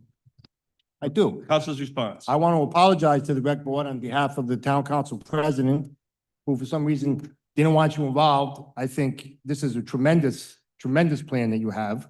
I'm also going to point out one untrue statement that Mr. Cook made 2 weeks ago, where he said that we were limited on what we could do there because we had grants. This particular property had 0 grants. In fact, we spent 1.6 million of town money. And my number one choice would be a really nice mini golf, which we could absolutely do. We have not restricted at all. There are no grants. This was all town money. So I don't know why the town council president wants to repeatedly try to cut the rec board out when really by ordinance. I'll rebut later, but you By- and by- I have had no Am I, conversation. you about know that I'm right. You know that I'm right. this. You know and I that I'm have right. had no conversation about this. Well, None. So I haven't Listen, repeatedly done everything. You repeatedly cut them out 2 weeks ago, and That's you're that's trying to your cut them out imagination. again now, and you're trying to cut them out again now, even though our ordinance says they were the only place that should have went in the first place. And look what they produced. You should be ashamed of yourself. Thank you. Next comment from anybody want to speak? Councilor Healy? Thank you both for coming. I do love this. As usual, I love what come out of the rec board. This is very thorough and thought through. I mean, there's nothing to argue with here. At the same time, I do think that the rides are a good idea. So I just want to throw that out. And then this whole, I'm just really confused at how this whole electric or gas fire thing is only being talked about at the bus depot, even though like we have electric cars catching on fire anywhere in town. And it just, there's an agenda here. So if anybody's not seeing that, I'm gonna point that out right now. And another thing to just think about is the head of the Department of Transportation, the one that runs it all, is a former firefighter. Thank you. Anyone else? Councilor Niemeyer? Yes, members of the rec board, thank you for presenting this to us and giving us more options. And Mr. Devine, I'm inclined to agree that we should exhaust all options on the table and not, just forge forward with one in particular. I would like to see us assess where else this could be located, given that was the riskier, given that option one was the riskier option of the two. And I'm glad that the council has decided to take that course of action. And thank you both for speaking. Councilor Vandover? Thank you all for coming out. Adrian, yeah, I'm also a liaison from the rec board, and I thought this was a well put together plan here. So thank you for presenting us an alternative if need be. Also, I'm gonna actually, I'm gonna address you, Mr. President. It only takes one fire. And what agenda is there, please? I would like you to ask Councilor Healy, what agenda is she talking about? This is to council's response. This isn't, Well, she made a comment stating that's that her- there's an agenda here. So I'm just wanting clarification, so I Councilor can. Vandover, this is your time for your opinions, not. I'd like to hear an answer. I think it's a legitimate question. If she Let wants to answer Councilor at Healy, some point. we'll give her yeah, a chance to but this answer is right now. not the appropriate time. Well, actually, I'm asking you to ask her. All right, I'm not going to do that. Very well. Anyway, and thank you, Mr. Devine, for coming up with your usual wisdom. I do appreciate it, but I would still like to know what agenda we're supposed to be having here besides protecting our water supply. Thank you. Any other councilors like to speak? Mr. Devine, thank you. Always very informative comments you make and well stated. The and rec board, I think they left. Okay. Very, like another council said, very well organized and very thoughtful proposals for the property. And that just highlights the fact that the rec board should be involved in the use of the property along Atlantic Avenue for the town of Westerly. I certainly support several of these alternatives that they propose. I think, and they would obviously help the local businesses and tourists alike. It'll help everybody, but it'll also help the local businesses. Thank you. Thank you. Any other councilors? I'd like to respond to two things. Councilor LaPetra mentioned that I'm against the rec board. I couldn't be anything farther from the truth. I appointed two councilors to be liaisons to the rec board so that we could have a great interaction with them. The council budget improved our recreation facilities in 6 or 7 different venues. And as far as this alternative, I think it's very well thought out. I just question, why does it have to be, and we'll get into this, but why does it have to be at the very area where this carnival, I'll call it a carnival, is slated to be? This land was available for 2 or 3 years at least, and 2 or 3 years at least? Sean, when did we buy the property? 2022, okay. I We bought the stand Pellegrino corrected. property in 2022. 22, 4 years? 4 years, because we paid for it over 3 years and it's been paid off, so it's got to be at least 4 years. So it's my turn. So the rec board has had this property in front of them for that many years, and this is the first time they're considering it. I feel that this great alternative could be utilized down the street where we have the water slides.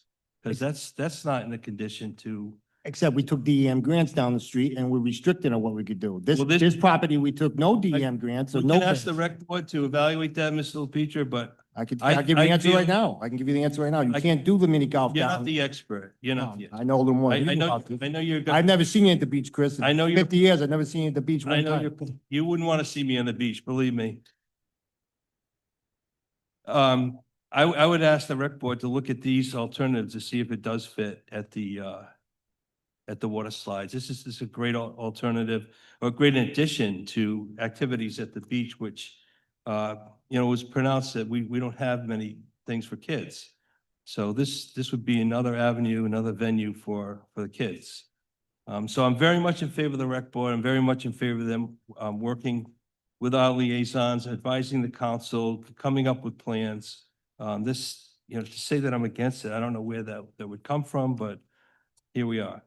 And it leads me to the statement said anybody on the planning board has expertise. They may have expertise, and I'm not discounting their expertise, but they don't have the authority, they don't have the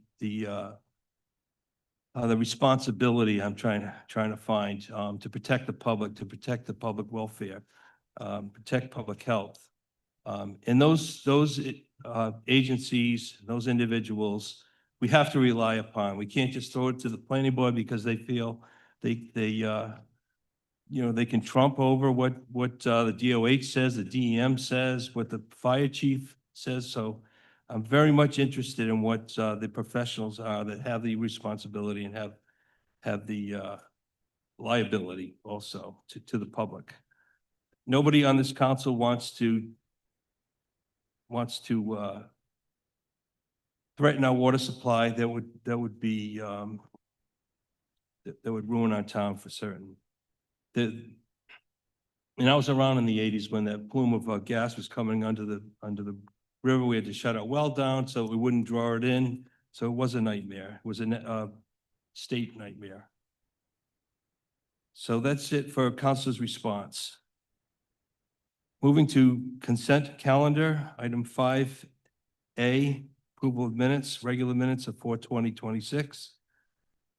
Motion to approve regular minutes. I'll second that. Motion made by Council Shalaba, second by Council Van Dover. All in favor? Aye. Aye. Any opposed? Minutes are approved. Budget workshop minutes of 4/16 and 4/20/2026. Motion to approve both 4/16/26 and 4/20/26 budget workshop minutes. Second. Motion made by Council Shalaba, second by Council Healy. All in favor? Aye. Any opposed? Minutes approved. Approval of minutes special 4/16/26 and 4/22/26. Motion to approve special minutes of 4/16/26 and 4/22/26. Second. Motion made by Council Shalaba, second by Council Healy. All in favor? Aye. Opposed? Special minutes are approved. 5B, fiscal matters, resolution authorizing the waiver of penalty for late payments, not $500 even. Do you have a motion? To approve. Motion made by Council Shalaba, second by Council Aiello. All in favor? Aye. Any opposed? Approved, resolution approved. Resignations and appointments, there are none. Public hearings, there are none. Item 7, unfinished business, proposed ordinance. An ordinance and amendment of chapter 1439 of the general ordinances of the town of Westerly entitled reenact and readopt Chapter 1242 entitled the Westerly, Rhode Island zoning ordinance of 1998 as amended. Discussion and possible action. So this matter was continued from March 2nd, 2026, so that the council could go through the budget. At the 3/2/26 meeting, there were a number of questions, and we felt we wanted and we had the planning board recommendation, but we wanted the planning board solicitor to join us to answer or present and answer any questions. This is on for discussion and possible action, but I anticipate no possible action, and to take the questions and the presentation of Mr. Levesque and to bring them to our next meeting. Clarification, Mr. President, is this document we're given tonight the exact same thing we had at the last meeting? It is, okay. With that said, Mr. Manager, you want to add to that, or? Yeah, I would suggest, this is the zoning amendments that went, these have already been before the planning board. Recommendations came from the planning board. What we did as far as staff goes, with the assistance of Attorney Levesque, was we separated out the changes that need to be made because of the changes that the state statute went. So we have some were required, you have no choice but to change, because we can't make an ordinance that is different than what the state statute indicates. And then there's also some town ordinances that are changing as a result. In other words, we're mirroring what the state is doing, but then there's some other ordinances that have to change as a result of what's changing on the state end. And then there was a host of ordinances or host of changes that were recommended by the planning department to the planning board and were approved by the planning board. So that's how that document is broken down, and Scott can kind of go through it because he kind of broke it down for us into different categories and groups. So you have the ones that we really have no choice but to change because they've changed it at the state level already.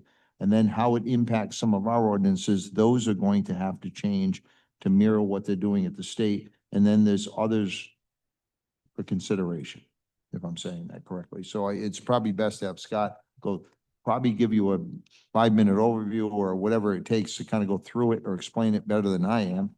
And then you can ask some questions. Very good, thank you. Mr. Levesque. Thank you, Mr. President, members of the council. Let me start with answering a question that was on the floor from Ms. Healy. Where's the aquifer protection overlay? That's at map INF M1. I'm not surprised you couldn't find it because it's not called the aquifer protection overlay map. So I would have had a problem with it myself. Thank you, Scott. Yeah. So I think the town manager has done a wonderful job of giving you a quick overview of what's in front of you. I think all of you have been seeing what's been coming down from the state, and most of what you're seeing with the real substantive changes before you is completely driven by that, by the real change in the law that has happened over the last couple of years. Frankly, I've been doing this 28 years and I'm relearning how to do all of this stuff because the law has changed that much. It's really very substantive. It's changed the game completely. Themes for you to keep in your mind used to be that the zoning board had some pretty significant responsibility to deal with variances, special use permits, and if you have an aquifer protection overlay district, those permits as well. That landscape has changed significantly. The business being done before the zoning board has really shifted to the planning board. That's what that unified development review is that you see in part in the change here.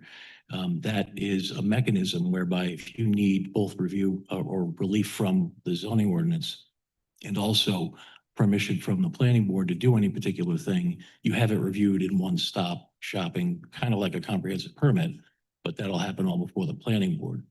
Most of the projects now go in that direction. So it's a pretty significant change from the landscape that used to exist.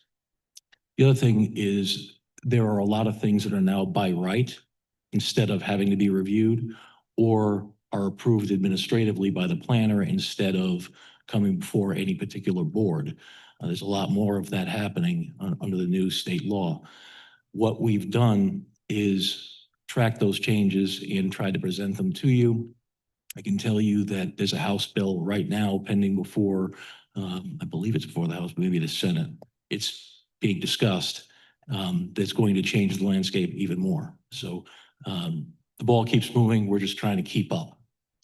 To go through quickly, to give you the overview, most of the changes you're seeing at the beginning of the document are all changes that really are dealing with definition changes. And if I don't mention it, it's because the ones that I'm not mentioning are not really significant, or they're ones that are really changing the ordinance to be consistent with what the law requires, but not necessarily a substantive change in the law itself. However, if you look at some of the more specific ones, like some of the terms that have been defined, there's been a lot of changes to state law about that. You can see that in the beginning part of the document. And I don't intend to go page by page with you on this, but if you have any specific questions, feel free to interrupt me at any point. As you move through the document and get finally past the definitions, you get into more of the substantive stuff. And that's, Scott, before you move on past the definitions, shoot,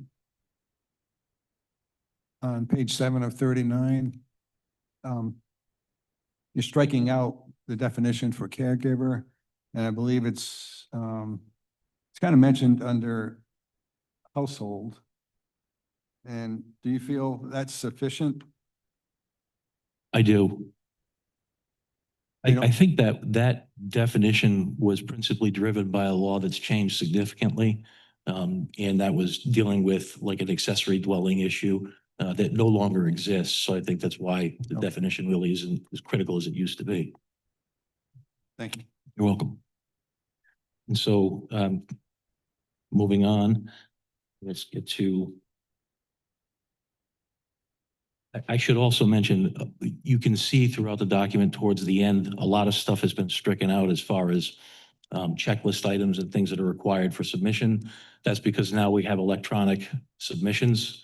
And so we don't want to keep the checklist in here. We want to keep it electronically, so it's something that can be malleable and adjustable as time requires.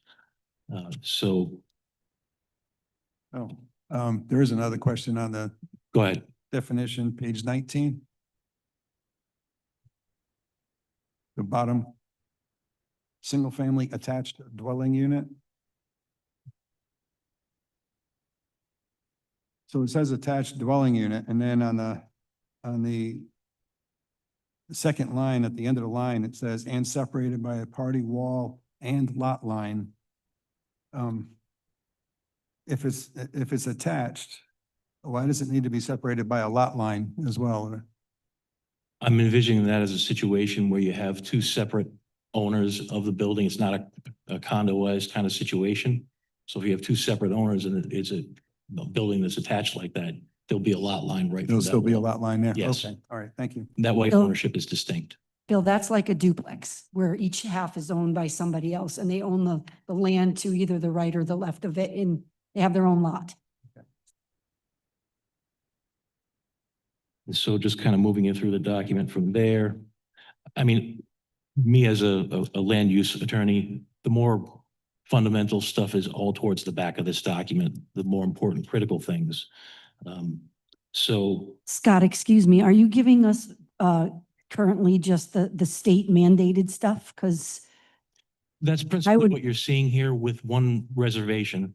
Some of these changes are being made so that the language in the ordinance matches up to the changes we're making otherwise. So it's not just we're adopting state law as it exists and grabbing the language. We're also cleaning up other language that needs to be cleaned up because of the shifting sand.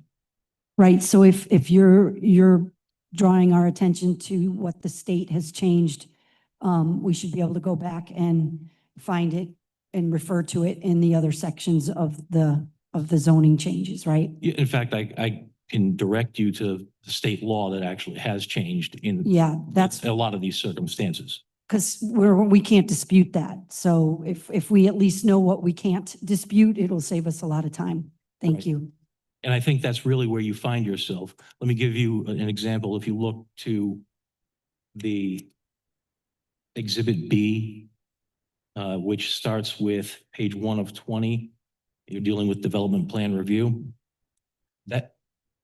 Can you give us the numbers on the side, like the 602? That I Yes. think would be easier for us to figure out where we It's need to look. 26045 is the section that I'm talking about, development plan review. Just like we do with the budget, right? It's line 16 on page 1 of 20. That's what you need. Page 1 of 20. Right. Thank you. You're welcome. So if you look at development plan review, the way that used to exist is there was a section that allowed the planning board to do development plan review and make recommendations. And there was another section where it was actually a review, a substantive review before the planning board. That's completely changed now. So development plan review, either you meet one of the 4 or 5 categories of projects that qualify for development plan review, or you're not development plan review.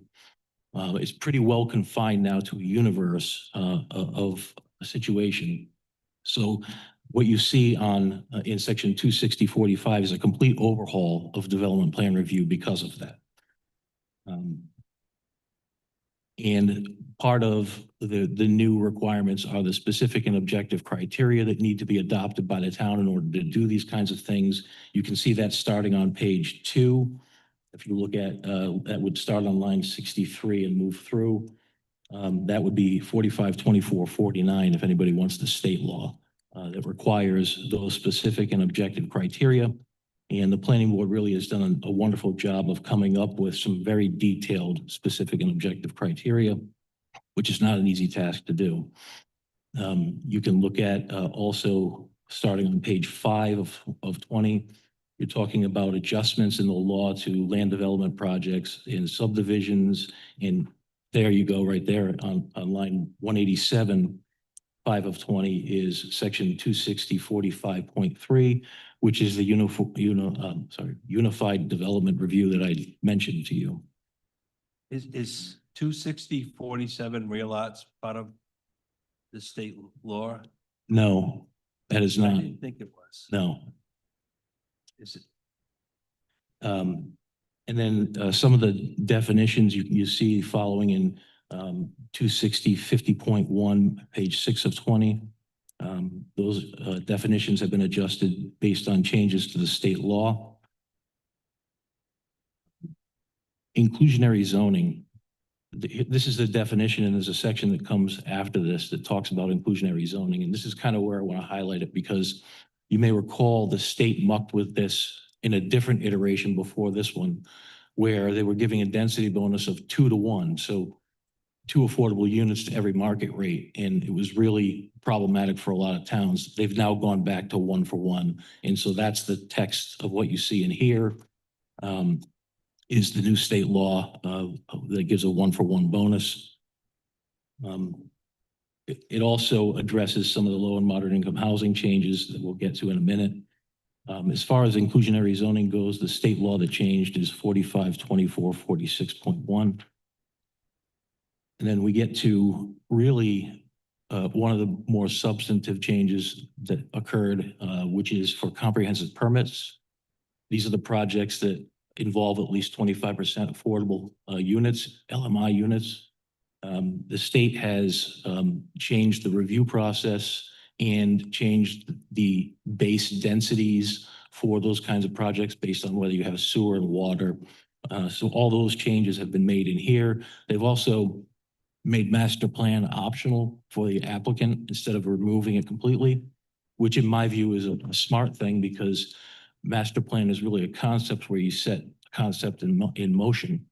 But preliminary is where you spend the money on engineering and hire people like Mr. Duhamel to go through and develop all these things. You don't want to spend the money on projects that are uncertain unless you know you have the concept invested in the town. So it's a good thing to have master back, in my personal opinion. You can see that tracks through a lot of what you see before you.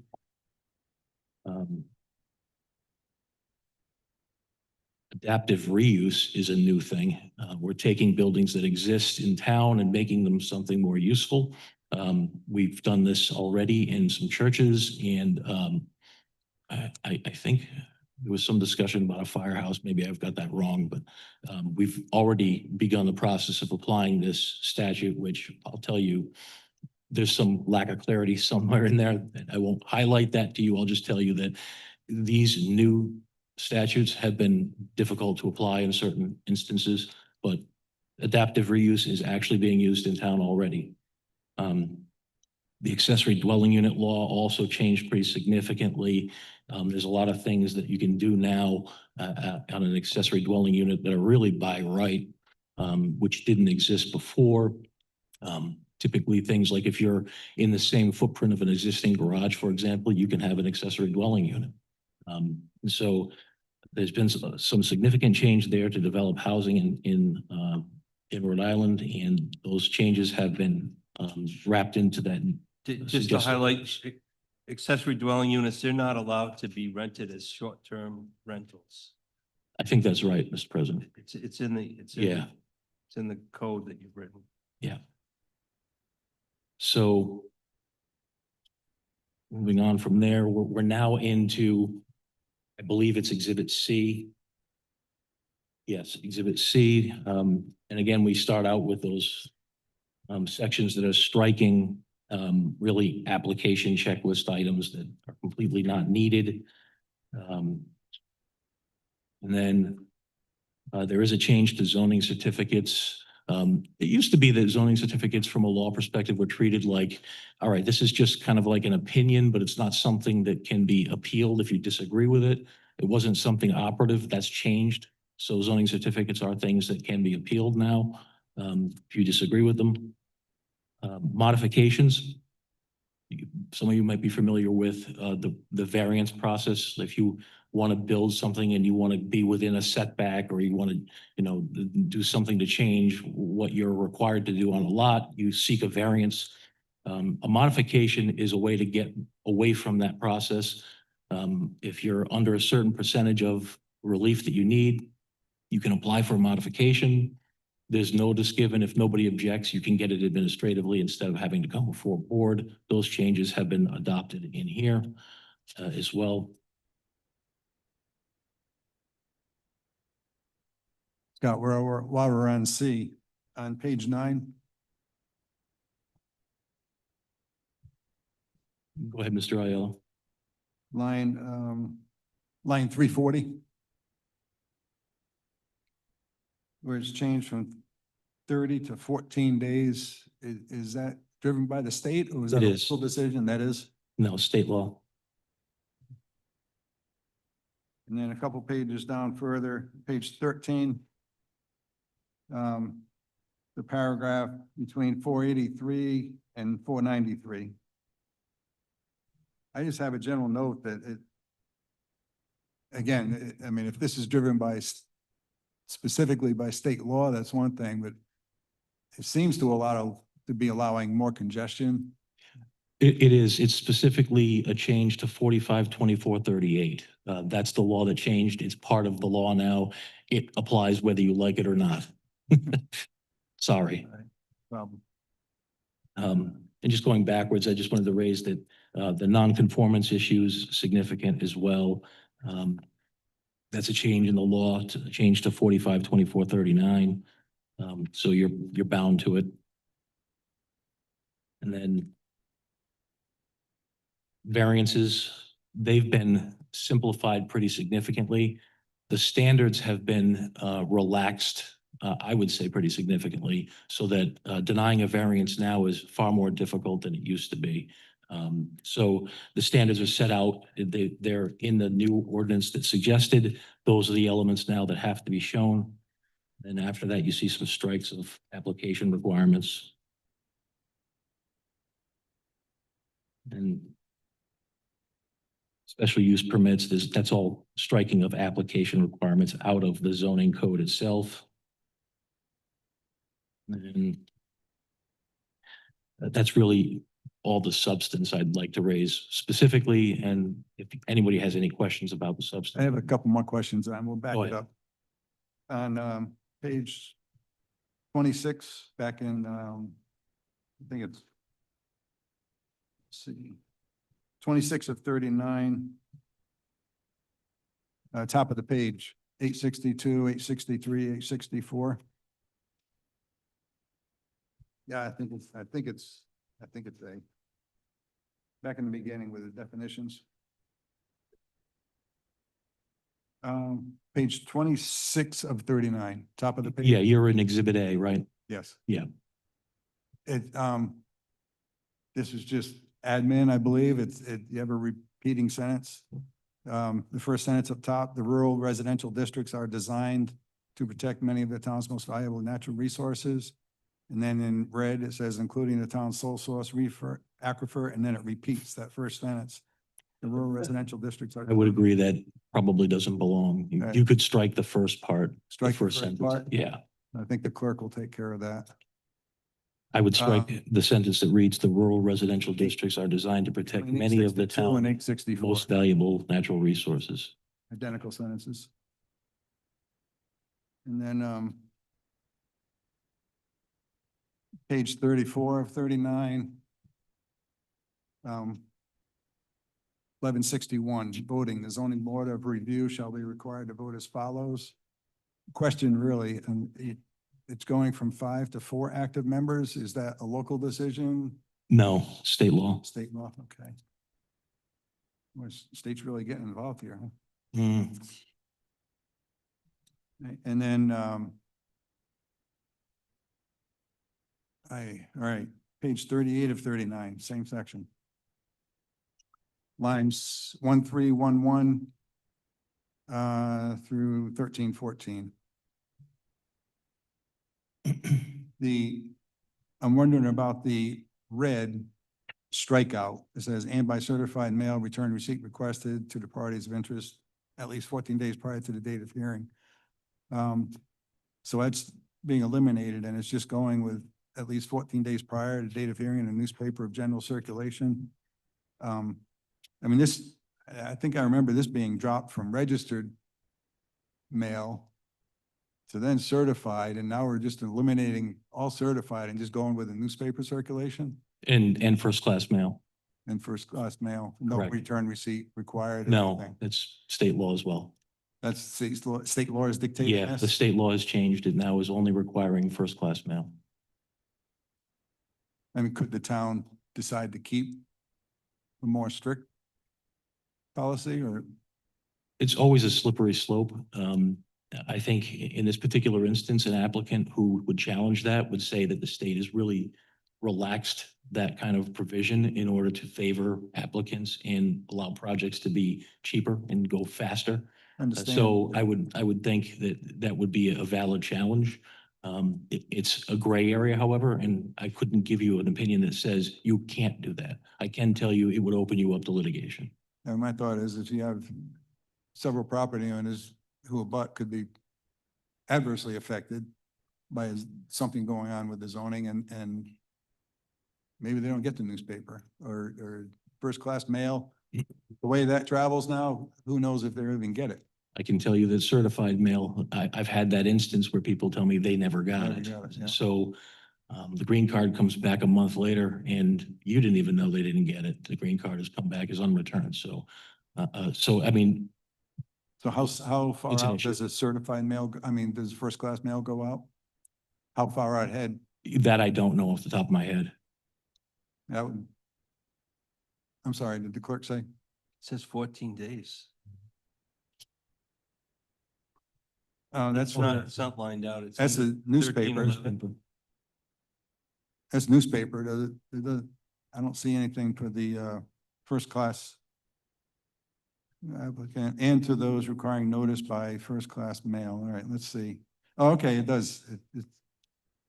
Yeah, I think it's 14 for both reading that. At least 14, yeah. Newspaper, notice of the hearing shall be sent to the appellant and to those requiring notice by both first-class mail postage paid. Well, no, both is out. By first-class postage prepaid. All right. Better than nothing, I guess, but I'm not too thrilled with that. I would think that the town would want to keep something a little better, but I mean, that's just a matter of protecting property owners and, all right.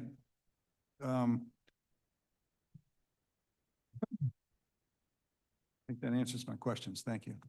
Thank you. Any other councilors? Councilor LaPetra? I was gonna just make a motion to refer this matter to a town council workshop. I think this is very heady stuff. I know the planning board spent years on it, or at least a year. I would really like to sit down and have a workshop on something like this. It's gonna, could potentially change a lot of things in our town. That's my opinion. I'll second that. Motion made, seconded, discussion. I feel this is a workshop. We brought in Attorney Levesque to go over it. We should have read it ahead of time. Obviously, some of us haven't. Yeah, we're in the middle of a presentation. Continue to ask questions. I just wanted to make that motion and then you guys could discuss, ask more questions, but I have no questions at this time. I need a workshop. I know that. Councilor Healy. Thank you for all of this. I know pleasure. how much work goes into this for staff, for the board, for zoning board, everything. This state has not made this stuff easy. So I really do want to tell you how much I appreciate, and to the other board members and staff as well.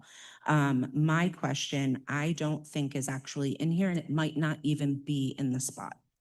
My two concerns that we have currently going on in the world are data centers and battery storage. And I would like to see those completely outlawed in town. And I'm wondering if this is where, if we do a workshop, whatever, is this where that conversation would come in, or is there a secondary list of what we can and can't do? So that isn't currently before you in these amendments. Candidly, it would be a use issue and how you would prohibit that use in particular. There are a lot of different ways you can do that. We're talking about that now in Hopkinton. Yeah. So, yeah, so, but this isn't before you now, but it's something you could certainly address if there's any interest. Okay. I think that's it. Those are my big, 99% of this is just bringing it up to state from what I read for both Yeah. times. I was the crazy person that read this front to back the first time it was on our agenda. So, I think my questions have been answered, but I appreciate it. Any other questions? Councilor Niemeyer? My apologies if I missed this as you were going through it, but you noted three categories of changes. There's the state requirements, there's the local impact changes that we're making just because they have to align with the state requirements elsewhere. And then there's others that were run by the planning board and approved and are in here. That seems to be a third category. Can you give me any examples of changes in that third category? There's only one that I'm aware of, and it's the rear lots issue. That's not something that was driven by state law, nor is it language that's trying to clear it up to be consistent with the change. It's really just a proposal that I understood started with planning. So there's only one item in here that falls outside of the state changes. Could you point me to it, possibly? Yeah, Page 6 of 20, thank you, Eight. Mr. President. 260-47 rear lots. This is what the council was given. I didn't think this fit within, we're trying to accomplish what the state has mandated. And rear lots wasn't mandated, That's right. even though the planning board approved or recommended it to the. They council. did ultimately, yes.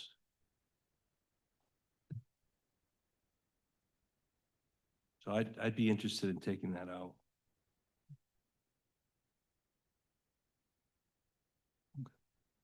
Where is that, Chris? I'm sorry. Page 6 of 20 in the middle B list. Line 207. Exhibit B.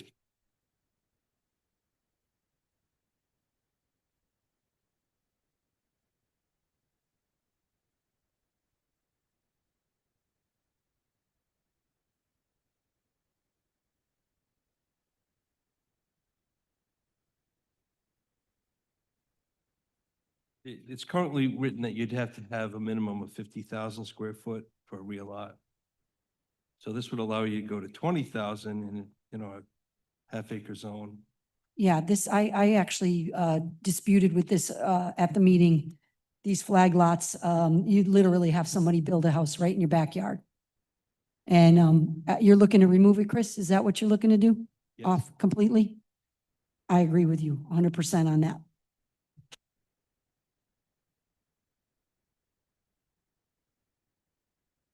May I, Any other?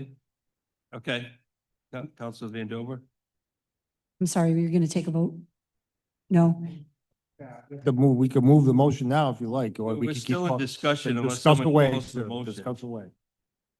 Mine isn't really a question. Mine is kind of a statement, and it doesn't reflect on you, sir, because your hands are tied. For the record, I would like to say this.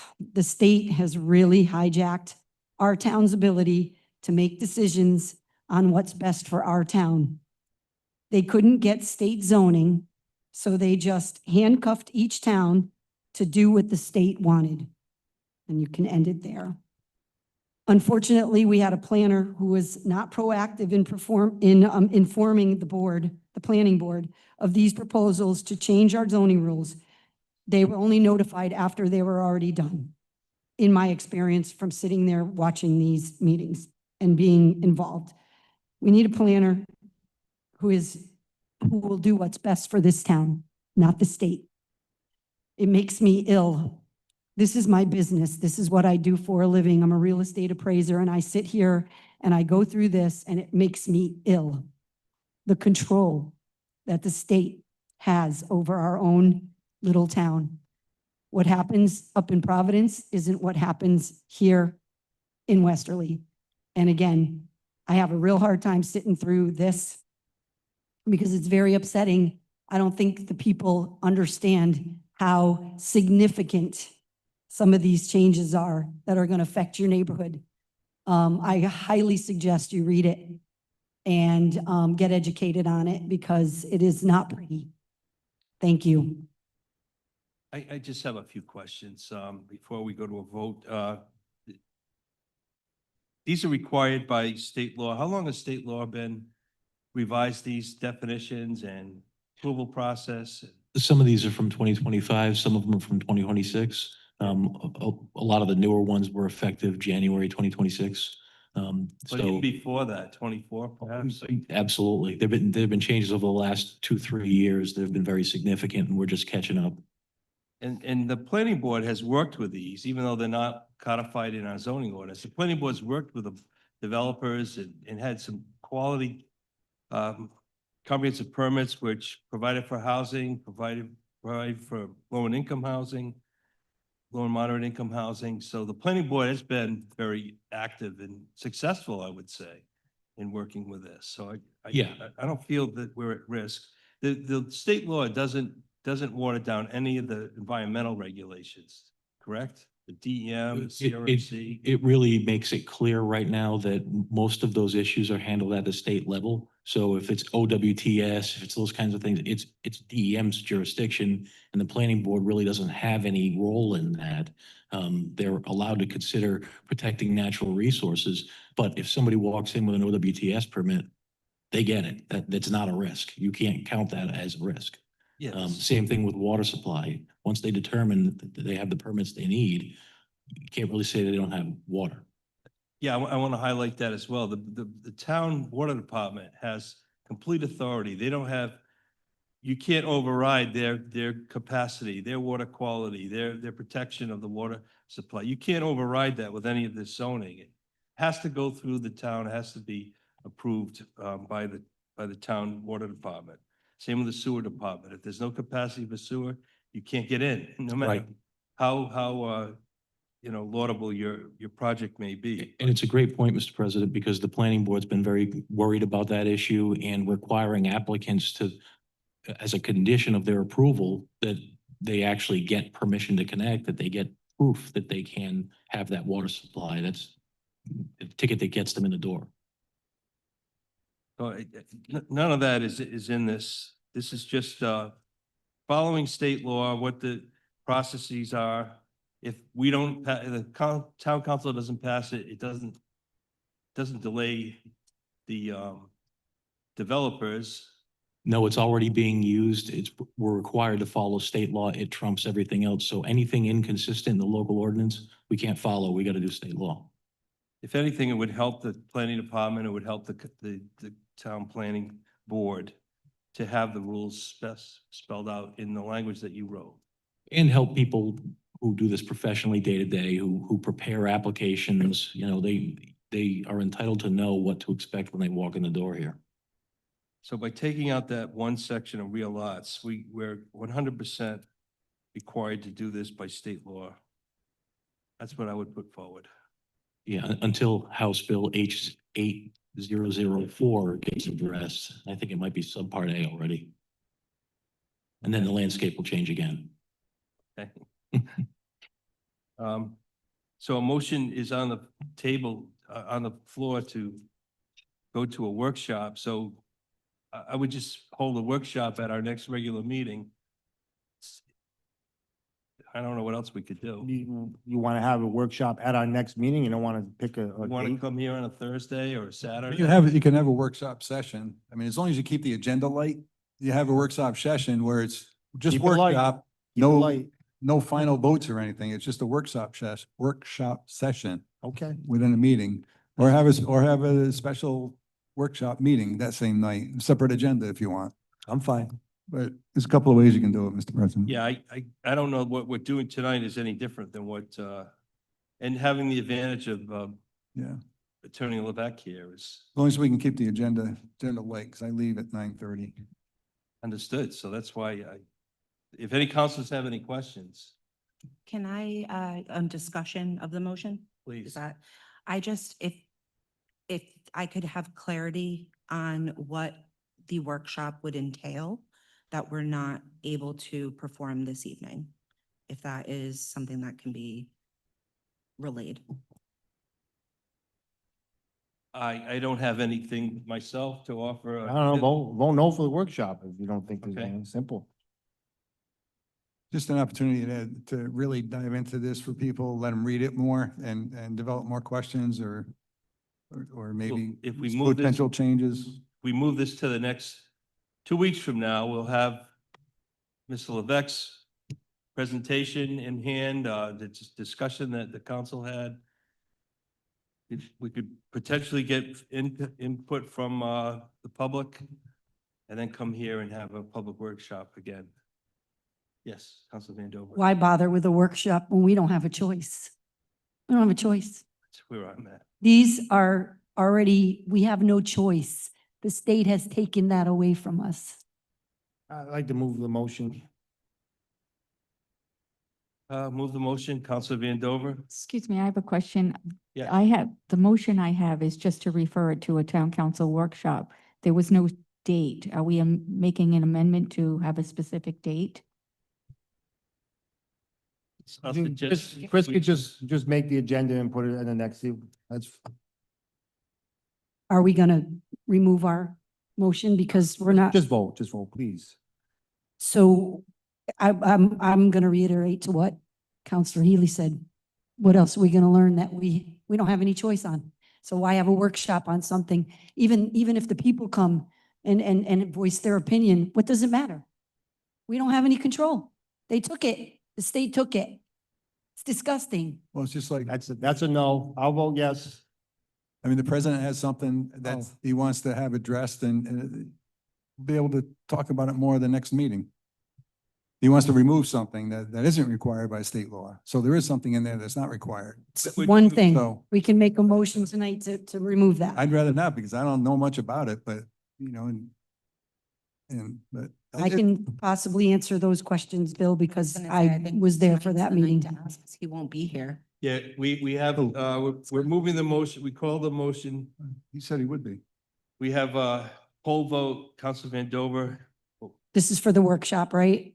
Yes. No. Yes. No. No. No. Yes. Chair votes no. We have a motion to remove section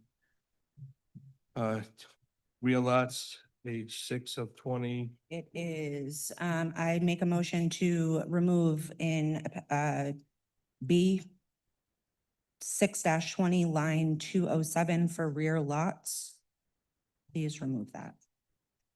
What page is that? It Page is 6 of 20. 6-20 in Appendix B, and it is line 207 titled Rear Lots. I'll second that. Motion made by, Line number 2, hold on.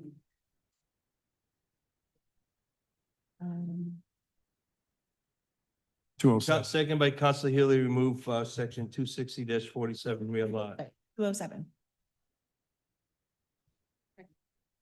Seconded by Council Vandover. All right, Discussion. yeah, please explain this to me, like, I don't know what the heck this is, all right?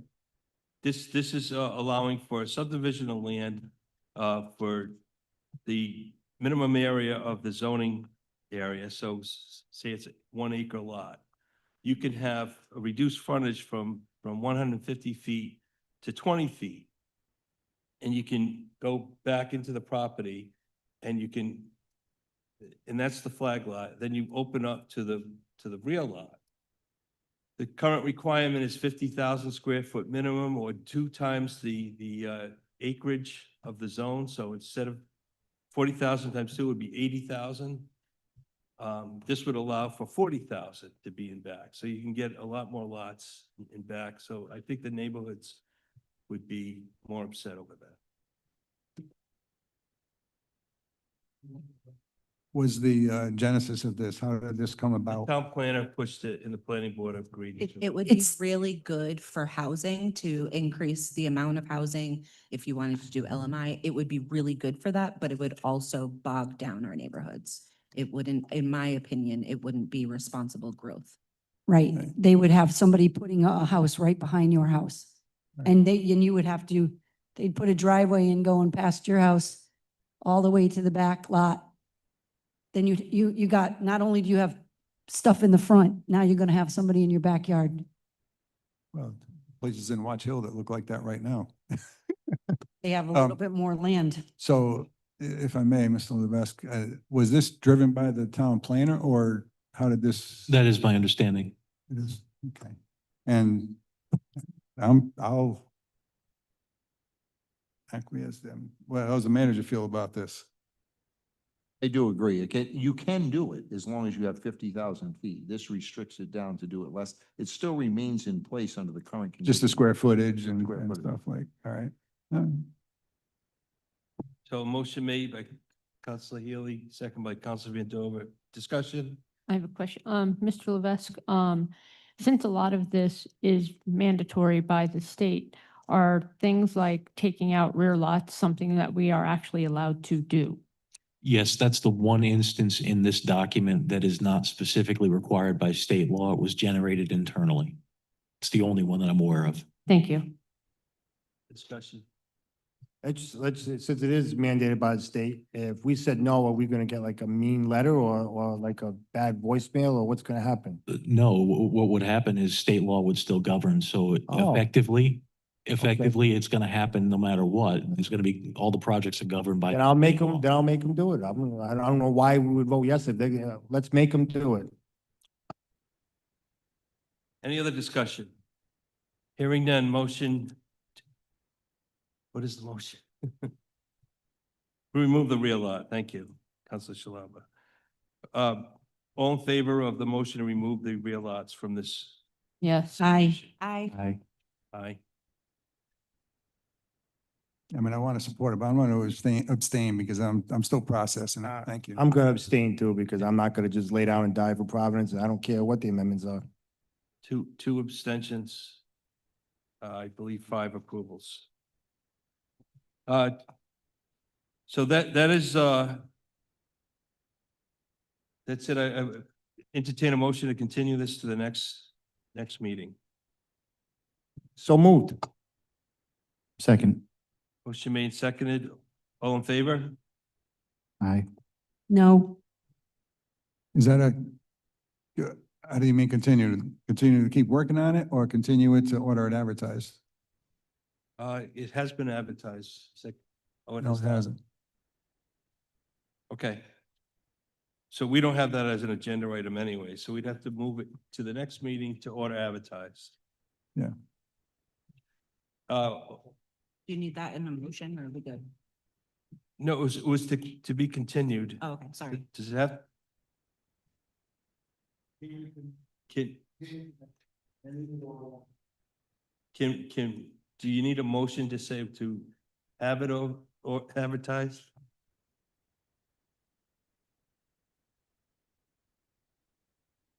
Okay, that's how I would do it. In, Yeah, so I'll make the motion to order it advertised.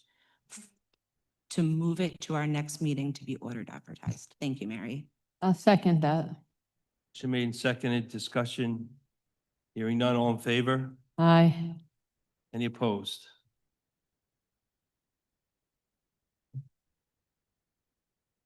Yeah, I voted yes, so we did. We're moving it to the next meeting to have it ordered advertised and discussed. Was a no. All right, sounds good. Okay, I'd like to appoint of clarification before 7B. And the point of clarification is, you want me to announce it first or? you can if you like to. All right, well, I'm assuming, Mr. President. Yeah, thank you, Mr. Thank you for. Councilor Levesque. point of order, I'm, All right. I need a little clarification on what happened to the vote that was just occurring. Done? No, we already voted on 7A, right? Are we done with 7A finally? Can we please be done with it? Dylan, please. So the original motion was to have it be at the next meeting. The second motion was to have that be the meeting to order advertised. All right, so we're not going to discuss it anymore, really. We are gonna. We're going It'll to be on discuss the it. agenda. All right, okay, all right. Very good. Thank you for that clarification. Moving to 7B, resolution authorizing the town manager to enter into a contract with Roxwell Amusements and Promotions, Inc. / New England Rides and Amusements, Inc. to provide family-oriented amusement rides, carnival games, and carnival food booths at Canal Beach, Pondside area.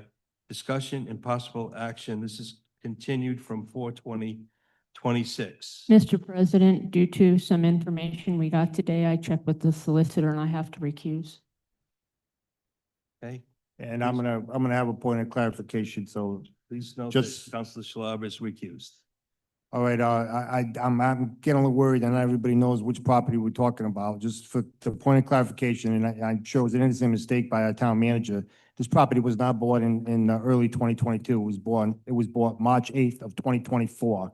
Also, for the record, and this has been misspoken as well by Mr. Cook in the past and some other councilors, this was bought for $1.6 million completely with town money. Am I correct to that, Sean? Also, for the record, the Waterwoods property that Mr. Duham wanted to move this to, that was not bought 100% with town money, so there are restrictions in that. Is that also correct, Mr. Manager?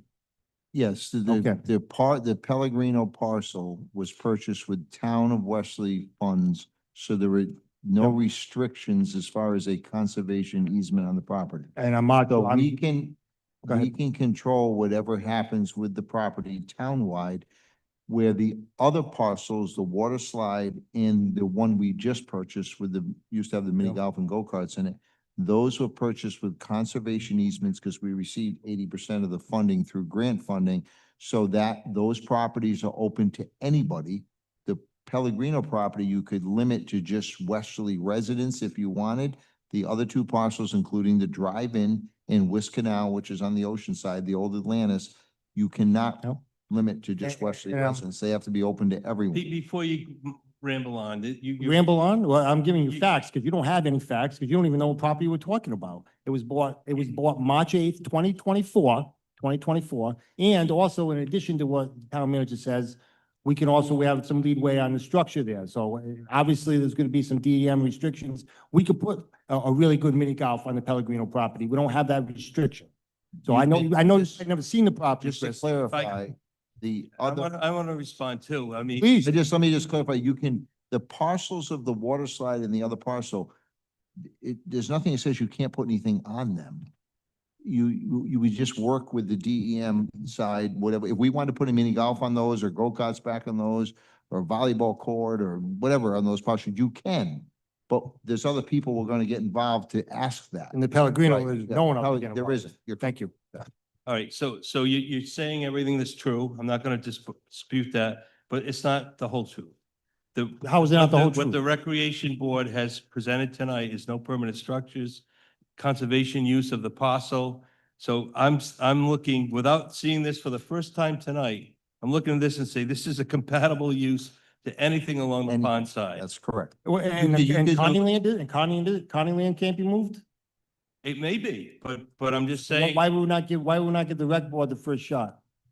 the first shot they've had since, you're saying twenty. You didn't want to refer to the. How long They've have had we no owned it? shot because you made a point to not refer it to the rec board. You made a point to keep them out of it. For a year and a half, you made a point. In fact, you wanted to give it to the EDC, even though our ordinance says it should have been with the rec board a year and a half ago. The EDC suggestion that I made was for the don't- water slide property. Okay. You know And the difference? use- If you want to look at the tapes, go ahead, but the use was in question, whether or not the apartments could be used, whether the commercial area could be used, because there's a new septic system that has to go in, and that would cost hundreds of thousands of dollars. So that's where I was coming from. Was it economically feasible, let alone permitted to be used? But One last request, may I? I don't think. so I'm just saying that we can entertain this. It's a great idea, and I appreciate them doing it.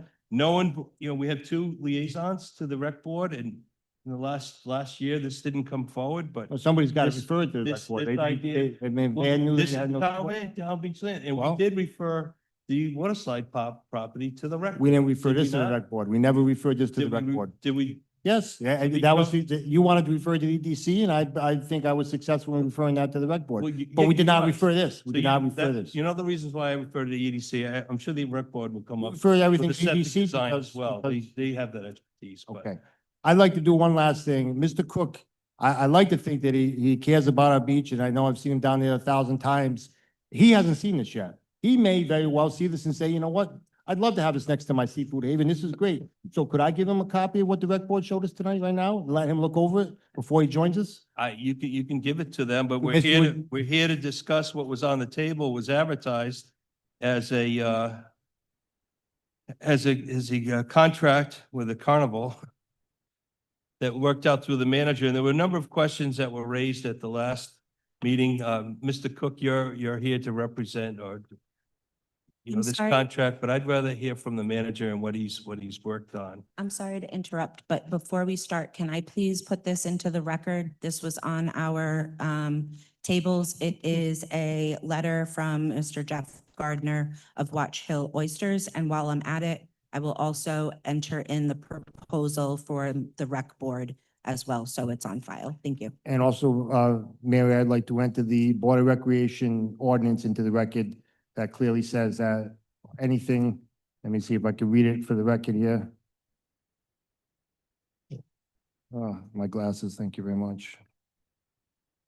I appreciate the charter that you've provided for the All right. recreation board. Well, I'm gonna put that into the record. Here it is, 5-8-1. The Board of Recreation shall oversee all the town beach and recreational property within the Musqueamick Fire District in an advisory capacity to the council and manager. The board shall work with the town manager and recreation director in all aspects of management, maintenance, programming, and regulating of the town beach and other properties, including development recommendations for staffing requirements. Goes on and on and on to also include any properties on Atlantic Avenue. I'm looking at this as An ordinance. Not exclusive, but working with the town manager on this. So I would like the town solicitor to give an opinion on this at some point tonight. Section 5-8-1. Mr. Manager, you received this concern from Mr. Gardner?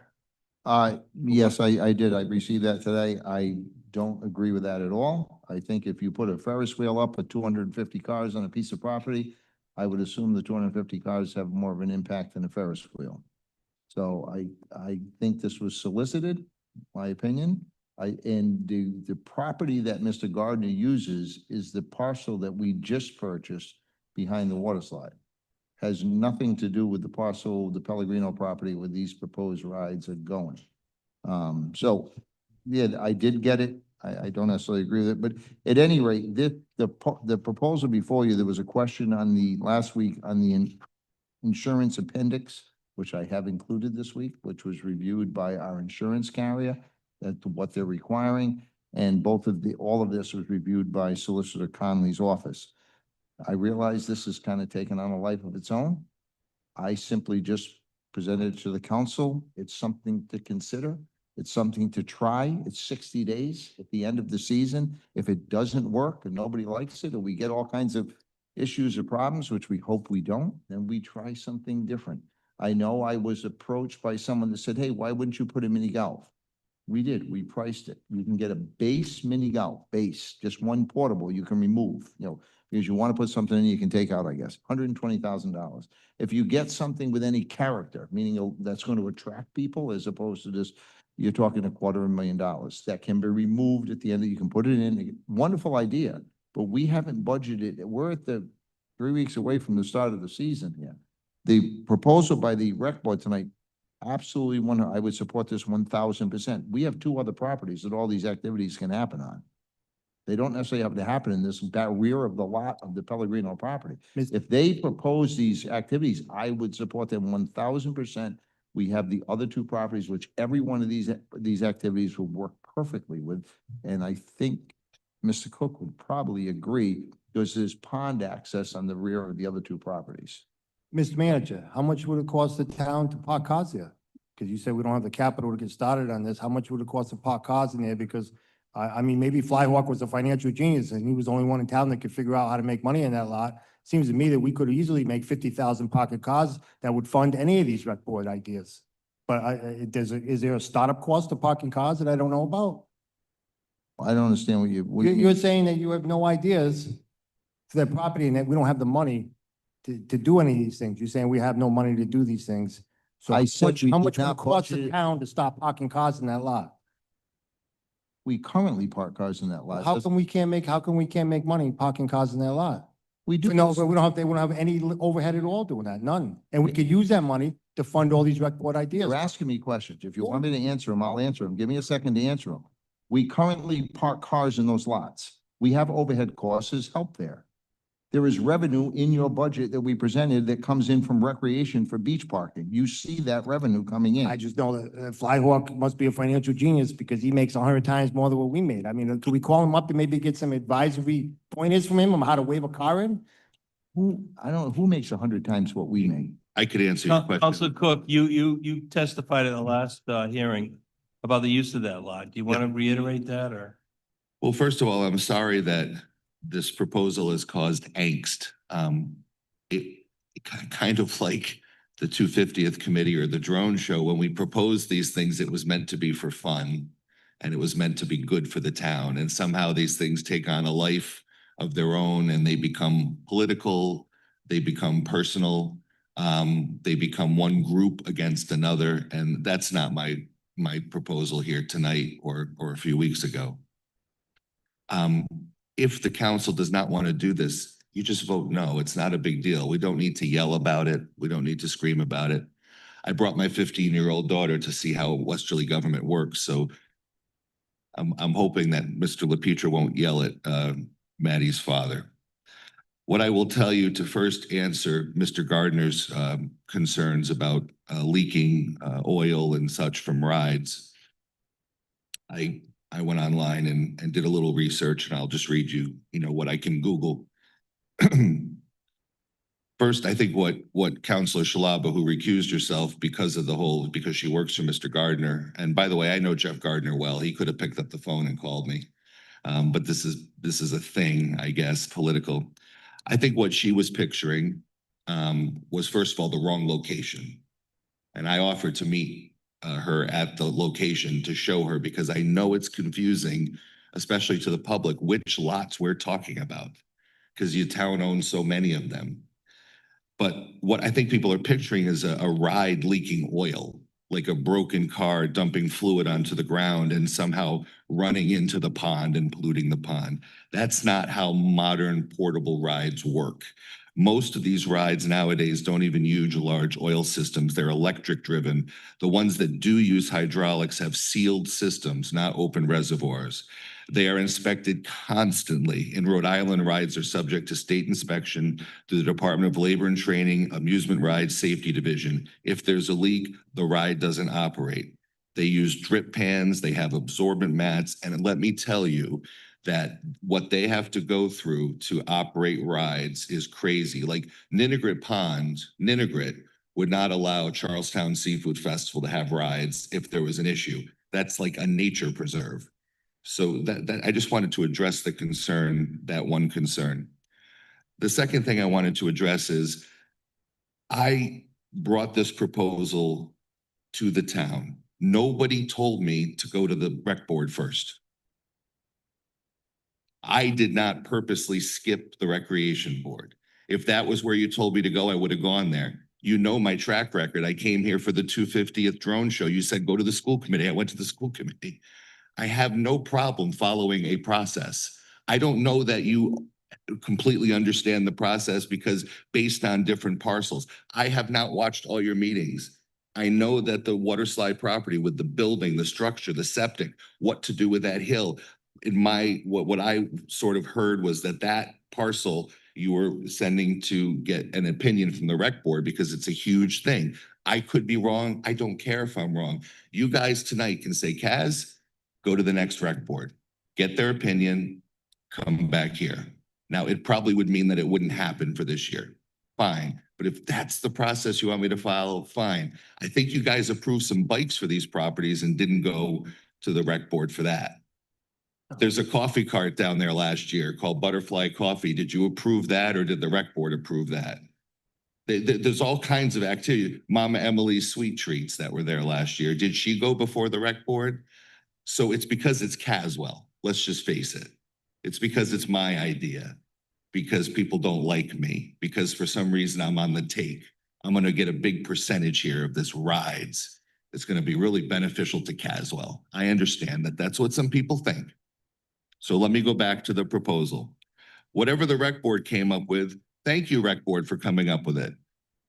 But the town has owned properties at this beach for decades, and there's never been a proposal from the rec board. I brought proposals for the drive-in movie theater. It's been successful for 15 years. I brought the proposal to build the Tourist Information Center and staff it at no cost to the town. It's been done for 15 years. You guys make 10% of what we make at the drive-in every year and off the car show and anything we hold on that property. Yet, plenty of other organizations in the town of Westerly get entire properties for $1. But the MBA is held to a different standard than those organizations. Why? Because I'm the executive director. The MBA is one of the only groups in town that does not receive a subsidy from the town council. We do not ask for a subsidy. We do not want a subsidy, but we pick up the trash. We keep the beach nice. We provide events. The sidewalks are swept. The trash is picked up. We do that and we raise our own money. We are not coming to you to ask for money for that. So when all the rides and the water slide and everything slowly disappeared over the last 5 to 6 years, people were complaining, not only locals, tourists, both of them, saying there's nothing for children to do. So I put out an idea. Do you think we should have rides? And I brought it to you last time, and I don't know why, one letter from one guy would outweigh this. But did you take a chance to look at the 761 individual comments in support of this from Westerly residents and tourists? Did you take a chance to look at the 530 signatures on a petition that I delivered you within 24 hours of this idea going out there, signed by Westerly residents and tourists? Now, this proposal by the rec board is great. I'm in agreement with it, and I think you should do it. Now, do I think they can pull this off in 3 weeks? Probably not, but I would love if they could. And you just bought a piece of property for $1.6 million from Harry Trefis. I know, I was the real estate agent for Harry Trefis, so thank you for purchasing that property. But you own this beautiful piece of property on the pond. Do it there. Or take the rides and put my proposal for the rides there. and let it go through the DEM process and whatever. They'll probably shut it down and say, no, you can't do it yet. Because you know the state, they have to think about it for 2 or 3 years. That's fine. I would love for you to put a mini golf course on Pellegrino's property. But you guys aren't going to spend 120 grand on a golf course. Come on a mini golf course.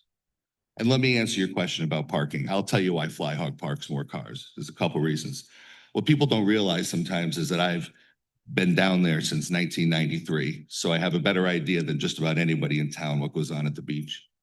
I've also run and represented the Musqueamicut Business Association for 26 years. So I know what goes on at the beach. I guess you bring experts before you and consultants. I guess Caswell's an expert on parking lots and beaches. The reason why Flyhawk parked more cars in the town of Westerly is because he's a private business and he knows how to run a business. The town of Westerly, no offense, does not. Flyhawk stands out there with a pretty lady or a guy and they wave cars in. I don't think that the town's going to put girls in bikinis waving people into the parking lot. So there's one reason you got people standing there waving cars. No offense to the people that work for the town, but they do not stand by the road and wave cars. They sit in the booth and read a book or play on their phone. I'm not trying to be a jerk, but you know it, I know it, and the people know it.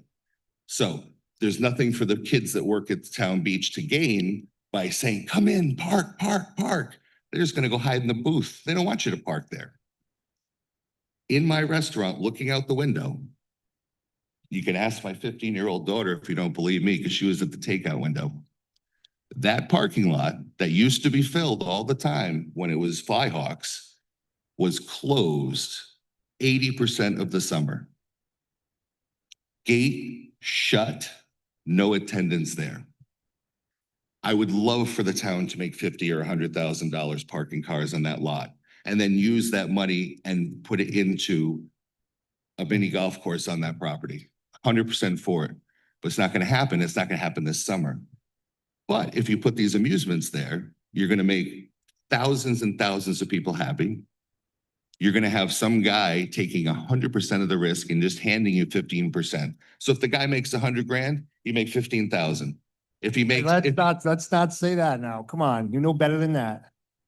so if you're insinuating that somebody like Harold Farah, who owns Rockwell Amusements, who does the Charlestown Seafood Festival, the Washington County Fair, and is a very reputable person who employs a ton of people and brings a lot of happiness, if you're implying that he's going to pocket the money, then that is something that is your own conscience to examine. The contract says 15% of the ticket sales, nothing to do with the food, nothing to do with the rides. He might not even have ticket sales Monday through Friday. How much, I'm going to ask you how much you think Rewrite it's it. going to be. I don't think it'll be $300. How much? I won't talk about the movie theater out of respect, but I have a pretty good idea what we're going to get in this, and I think it'll be $500 or less. Okay, and that's $500 more than you'd make last year, right? Well, if we do our job, maybe we can make $50,000. Okay. What I'm saying is this is 2 months. What would be great for you is if we try it and it falls flat on its face. And then in September, I'll come back here and let you laugh at me and say, Caswell, you had a stupid idea and it was wrong. And I'll sit here and say, you know what, Councilor LaPetra, you were right. But here's what I can guarantee you. If you do not vote for this to go through, and make tweaks to it. You want more than 15%? Ask for it. You want 50% of everything the guy asked for it.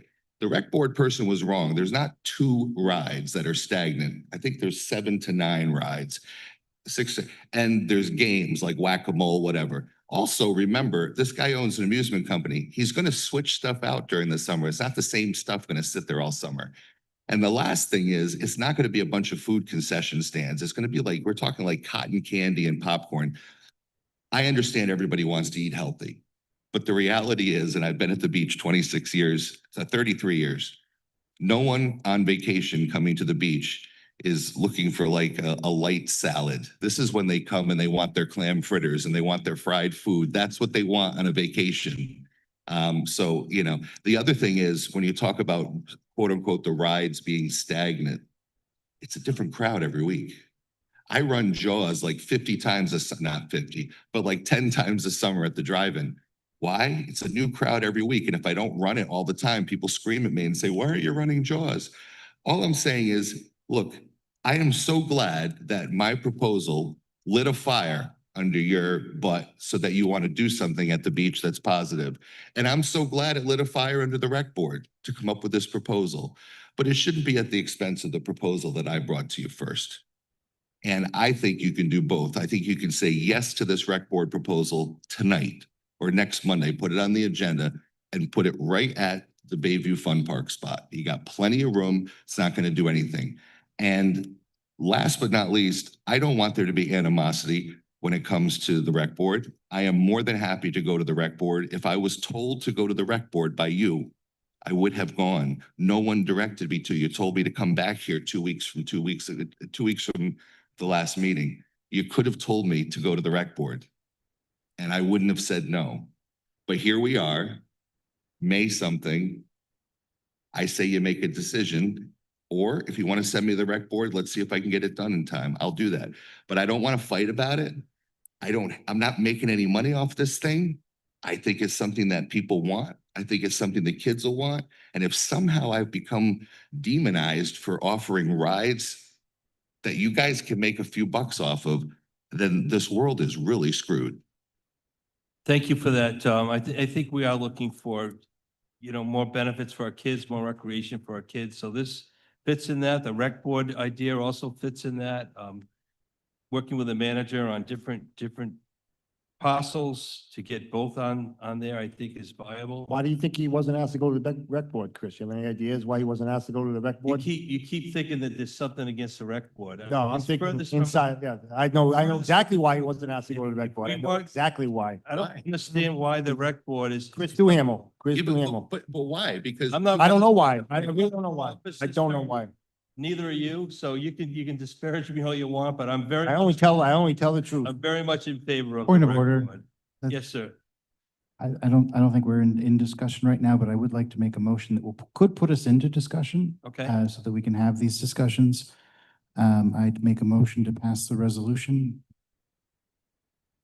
I'll second. Motion made, Councilor Niemeyer to pass the resolution, seconded by Councilor Healy. Discussion. Councilor Vandover? May I have a question for the solicitor's assistant? Sarah, with our ordinance, are we in violation of our rec board ordinance saying that this 5-8.1, which Councilor Lepicia brought up, are we in violation of this with not having sent Caswell Cook to the rec board?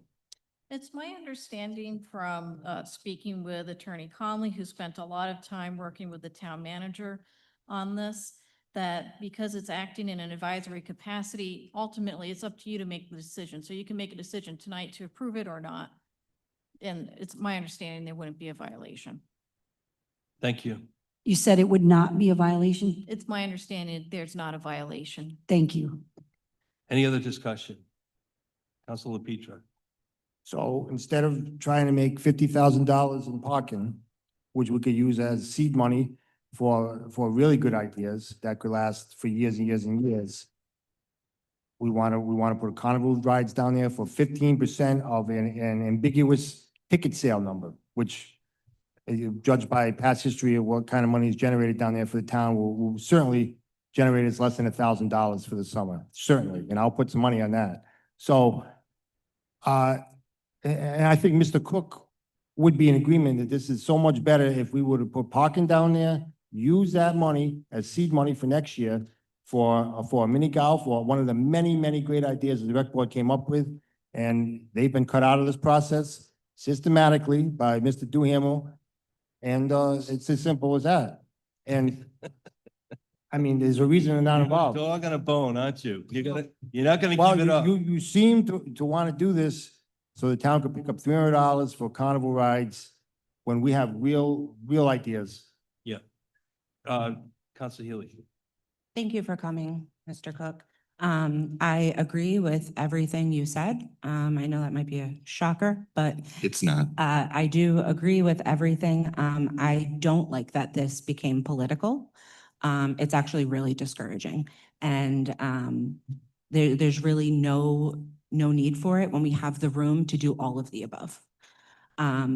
it is also really difficult to consider this conversation when we just got out of budget and no money was put toward doing anything down there by Counselor LaPetra because he doesn't want to spend money down there. So I don't, we're getting ideas, but we're also getting shut down to do those ideas. So I think that there is more than enough room to do both of these. I think that the rec board and our rec department have a fantastic proposal, but I do think this will take about a year to implement. I think we could look at this for next summer.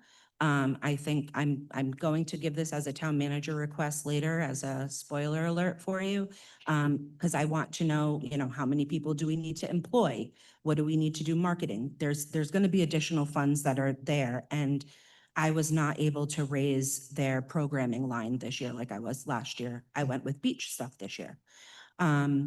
So thank you for everything. I don't understand the concerns about oil either. I don't know what's happening with a lot of the topics that are being brought up that are being so political over unknown, and everybody always calls me political. So like, even I'm confused. And I confused how also, this is political. I also recognize being on the opposite end of everybody's complaints and always being the target. So yes, you pointed that out, but please know that that's very likely the minority. I think it's pretty clear that what you do for Westerly and for Misquamicut, whether we agree or don't agree on whatever, that is a huge source of our revenue in this town. And we need that to survive, whether all 7 of us like that or not. That's just the truth. So how do we keep people down there? We keep them happy. How do we get them there? We give them more attractions. My opinion, why I seconded this. It's now, it's easy, it's temporary. We don't like it. See you later. Sorry, never going to do it again. And we will do $100 parking spot. I don't know. So thank you for everything you've done. You didn't have to do it. You came up with it on your own and you did all of the work for everybody else. So I appreciate it. I see it. I am excited to support it and I'm excited to bring my kids down there. Thank you. Councilor Healy, any other? Councilor Niemeyer? So when I was a kid, and my parents would bring me down there, I wasn't much of a beach guy. I didn't actually like the beach that much, but I loved the rides. That's what I remember being really excited about down there. And I think it really draws in a crowd that, because you're bringing a family down there. Not everyone's going to be interested in the same thing. And some of the kids are going to be really excited to see those rides. The idea that we are going to do this and make a profit at it, quite frankly, if you had told me that we would be paying $300 to have this happen, I would still be voting yes. I really hope the council goes for this. I think it's a great idea. I hope we also do everything that the rec board has come up with at the properties where it makes the most sense.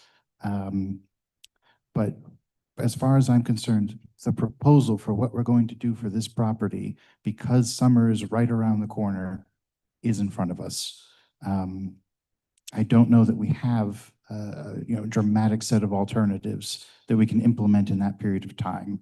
So I think if we're going to do something and we're going to do something wonderful, it's going to be this. I would like for it to be this, and I hope my fellow councilors agree.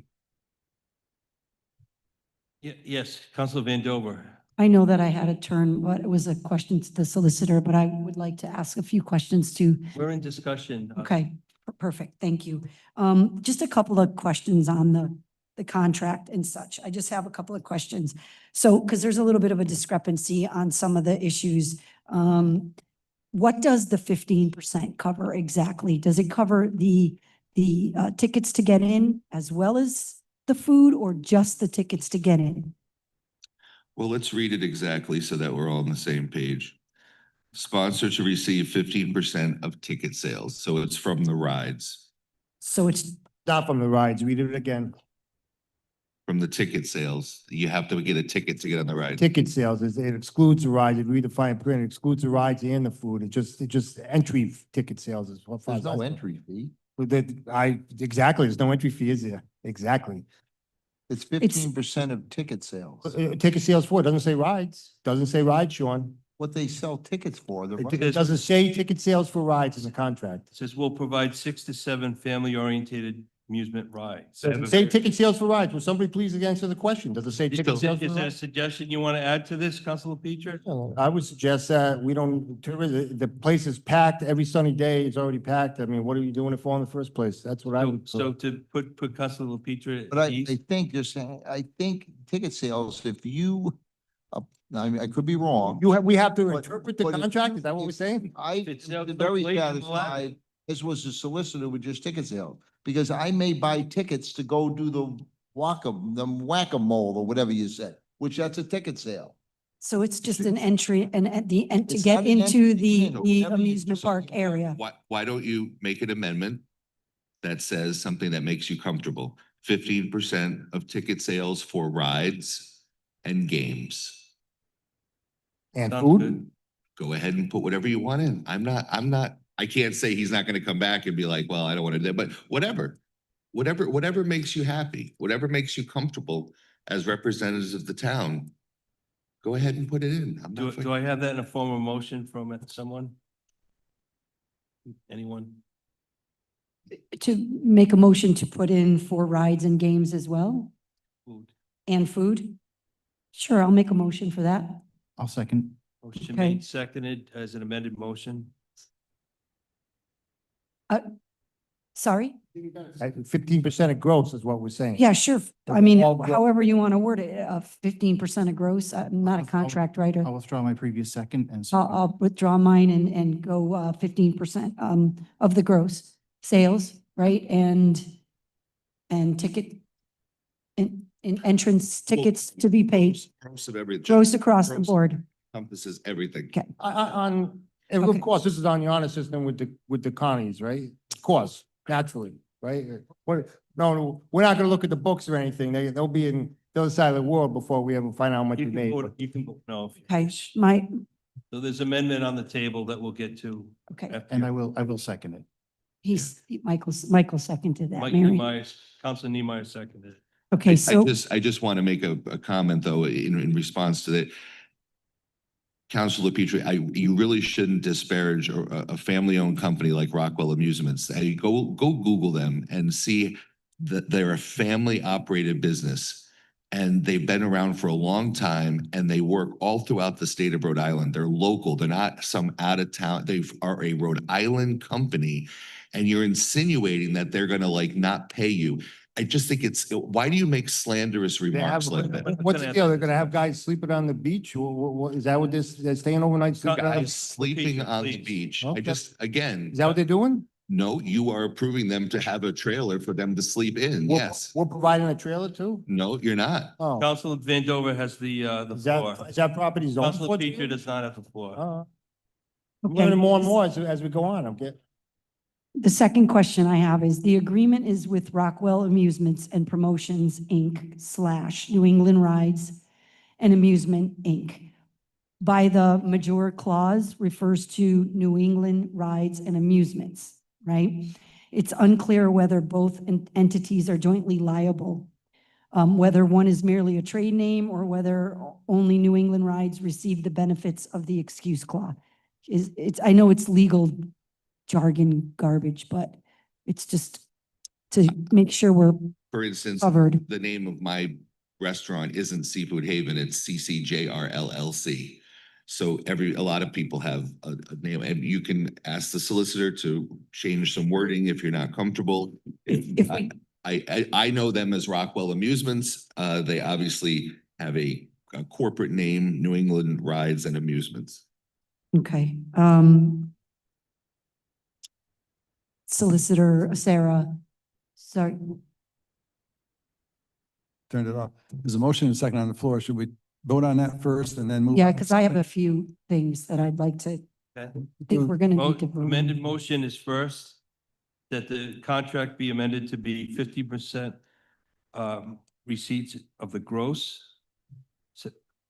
Made by 15% of the gross be the fee, 15% of gross sales, I believe. gross sales to be the Yeah. fee. I believe that's Made the by motion. that Council changed Van that. Dover, seconded by Council Niemeyer. Yeah. So I think we should vote on that and then you can move on to something else. Let's call for vote. Council, poll Yes. vote. Yes. Aye. Yes. No. Yes. Chair votes yes, 6-1, 5-1. I would like to make a motion to add both of those names to the agreement, just to cover our bases, both Rockwell Amusements and Promotions, Inc. and New England Rides and Amusements, Inc. That way they're both there and they're both covered. Is that doable, Sarah? Is that necessary? So I'm looking at this It's on there. document right now. I see Rockwell Amusements and Promotions, Inc. New England Rides and Amusement, Inc. That's in our resolution. It's in the resolution and the signature line is both. Is it in the contract from the, The document I'm looking at that says. contract- sorry, my bad, then I missed that. Okay. So I'll remove my motion. Yes, is that how that works, or? You don't need a second. It's already Okay. on the page. All right, my other two questions were pretty much, as far as the electricity, how are we gonna meter that separately? And, as far as dumpsters go, it's unclear as who's paying for that to get rid of the garbage. So, yeah, those are So- my other two questions. So the electricity is set up at that property. It was just set up last year. It's you can see it. It's on the stairway to nowhere. Because it has to be above the floodplain. There is no other electricity being drawn from there. So whatever the electric bill is, the town is going to hand to Rockwell and say, this is what you must pay. Your second question was, Well, the dumpsters, it's unclear as to who pays for dumpster Point of order. rental. yes, they'll put dumpsters. Point of order. Point of order. They'll take Councilor care of it. Petra. We've had a motion on the table in a second. Wow. We voted, okay, so we move it, and there's still a motion, isn't there? There's a motion to approve the contract. Okay.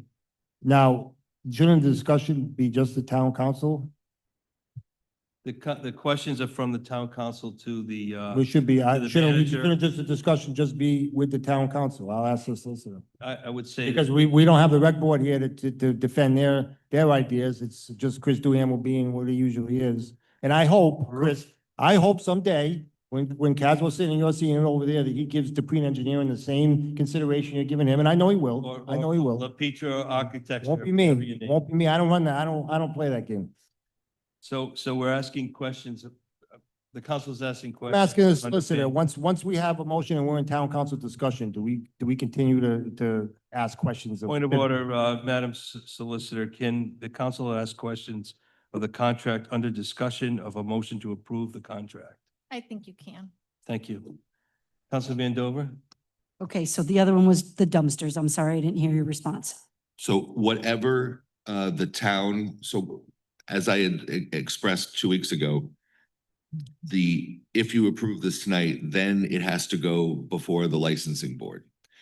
When it goes before the licensing board, it has to be signed off by police, fire, building, and recycling plan. So that would be Mike Sarah still recycle, is he still recycling? No, someone else. But you have to have a garbage plan. So whatever the town requires them to do, they have to do. Okay, and what about a bathroom facilities, porta johns? What's going on with that? Whatever the town requires. Same thing. So if the town says put 2 porta potties, they'll put 2 porta potties. If the town says what is there currently is enough, fine. So for instance, the coffee truck or the ice cream truck that was there last year, they weren't required to put an extra porta potty. They just used what was there. This being a little bit bigger operation, the town may decide I mean, those are things that would be decided at the administrative level, I believe. And the company would have to maintain those and get those cleaned out and pay for all of that? Oh, yeah, Yeah, absolutely. okay. All right, I think that's all I have for questions. Thank you. Very good. Any other discussion? Councilor Aiello? All right, the first one is administrative. I don't know if we have to actually take a vote on this or not, but on the contract under the town and it keeps saying Wascana Beach Pondside area. Can we just put the street address, the tax assessor's plot ID on that? That, when people go to Google that, that's what they're gonna look at.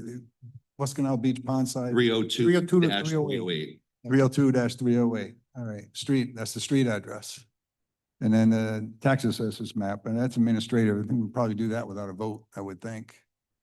Right? Physical address, all right, good. And then I have a question on the contract. Is agreed the operator will operate all rides, concessions exclusively unless otherwise stated. Rockwell Amusements, New England Ride shall have exclusive rights to cotton candy, caramel apples, etc. Exclusive rights, is that for that property? Is that what we're talking? Is that what's intended? Yes, this contract is only governing this That property. specific, okay, just want to make sure, okay. And then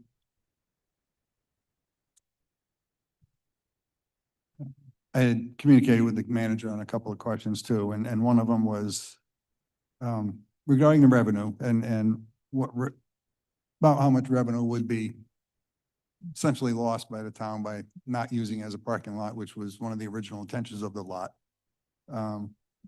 What if we're not really using it, I mean, for parking? I do think the town's missing a good opportunity to make some income there. So I think he said probably $5,000 to $10,000 range. Yeah, probably, but I don't know. I would think it could be a lot more than that if it was actively pursued as parking.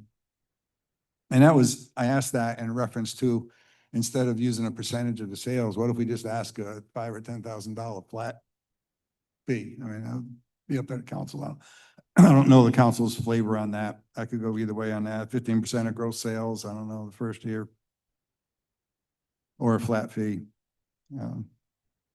On the portable restrooms, especially if the amusements are going to take up a good chunk of that parking lot, we don't need to be occupying what available, the few slots available for parking in front of that with any porta johns, I think. And especially there's a public restroom just down the street. There's some porta johns across the street from it. We usually put porta johns by the booth, which is that square. So the front half of the lot is still available for parking. So our usual setup will be there. But I mean, there shouldn't be any need to have the porta johns there. You have some across the street in your public restrooms I don't think there'll be a need for any additional ones. I truly don't, but. And this goes to some comments that were made about some of the amusements. Hopefully it draws in a lot of people. If it passes, I hope it does bring in a lot of people if it passes. But that should be maybe tack them onto the town contract. And they can reimburse the town for those porta johns. They can have them inside their area or next to the gate, whatever. Or maybe the contractor that the town uses can give them the same town rate. I think that ought to be on the, if porta johns are going to be required, I think the vendor should be the one picking up the cost for that, whether it's reimbursement or tack on to the town's contract. And that, so I would make an amended motion to say that the vendor is required to provide portable restrooms. I thought that And- you were, no? And leave it. And I'll second that if you're and I making guess- that motion. Are you making that motion? Yeah, I wouldn't, yeah. Okay. I would, second. and I wouldn't specify how many. I would leave that to, maybe the licensing board can figure out how many. But just a general requirement that they would be required to, Just give me an alternative to the pond is what he's saying. Yeah. So- I'll do that. And how they do it, I mean, I'm fine with tacking them onto the contract or whichever, but I think they ought to be responsible for the portage on there. I don't think the town needs to provide any at that site. We got the tourist booth restrooms, the other ones across the street, actually at the West Canal Beach parking lot. So I think the town's covered. Okay, So- motion made, seconded, discussion? All in favor? Aye. Aye. And then, so we got that. Oh, the other thing that had me, some comments were made. I mean, I'm all for having, one or two people overnight safety and security patrols, things like that. Maybe one person, nap, another person staying awake or whatever, but, I can't support anything where we have a camper and you have half a dozen people sleeping there overnight. It's just one person. Security. All right, that's all it is. All right. Do we need to specify that in the contract or are we good? All right. They have a whole licensing board that they're going to pursue, so. I just don't want to get in the habit of, allowing half a dozen people sleeping there and then, somebody else down the road wants to do it and somebody else wants to do it and you just have a mess on your hands, so. All right, a couple other things were already addressed. You got the street address, porta potties, 15%. I mean, but I came in here tonight, I didn't think I was gonna store at Caswell. Because I really like the rec board, proposal. I think there are some things that they could do this year, but probably not a lot. And whether or not, and I'm glad to hear that, people are flexible and whether it's that lot, another lot, same thing with the rides, this lot or that lot. But I do think, the council should get in the habit of, including the rec board in more advisory opinions, especially since we have a rec board who's energetic and is much more involved and wants to be involved townwide and not just in certain areas. And I don't think anybody questions your support from Squamicut. I know you and I have agreed on things and disagreed on things. And regardless of whatever, I mean, regardless of whatever happened in the past, I'm gonna always try to do the right thing. Regardless of some actions in the past, but I just want to say, you said the license board takes care of any fire department issues? Okay. All right, thank you. Thank you. Any other discussion? How about instead of 15%, which is one of the worst contracts of all time whenever you talk about percentages, it seems to be what we like to do down in Squamicut Beach for some reason.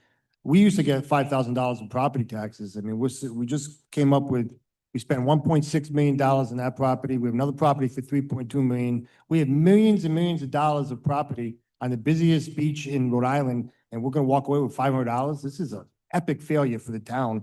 Could we at least get our property taxes back before we bought this property for $1.6 million and make a flat fee of $5,000? Or is that just totally out of the picture here? I'll make a motion to at least get $5,000. Let's at least get our property taxes back after we pissed away $1.6 million. Can we at least do that? I'll second that. Motion made, seconded, discussion?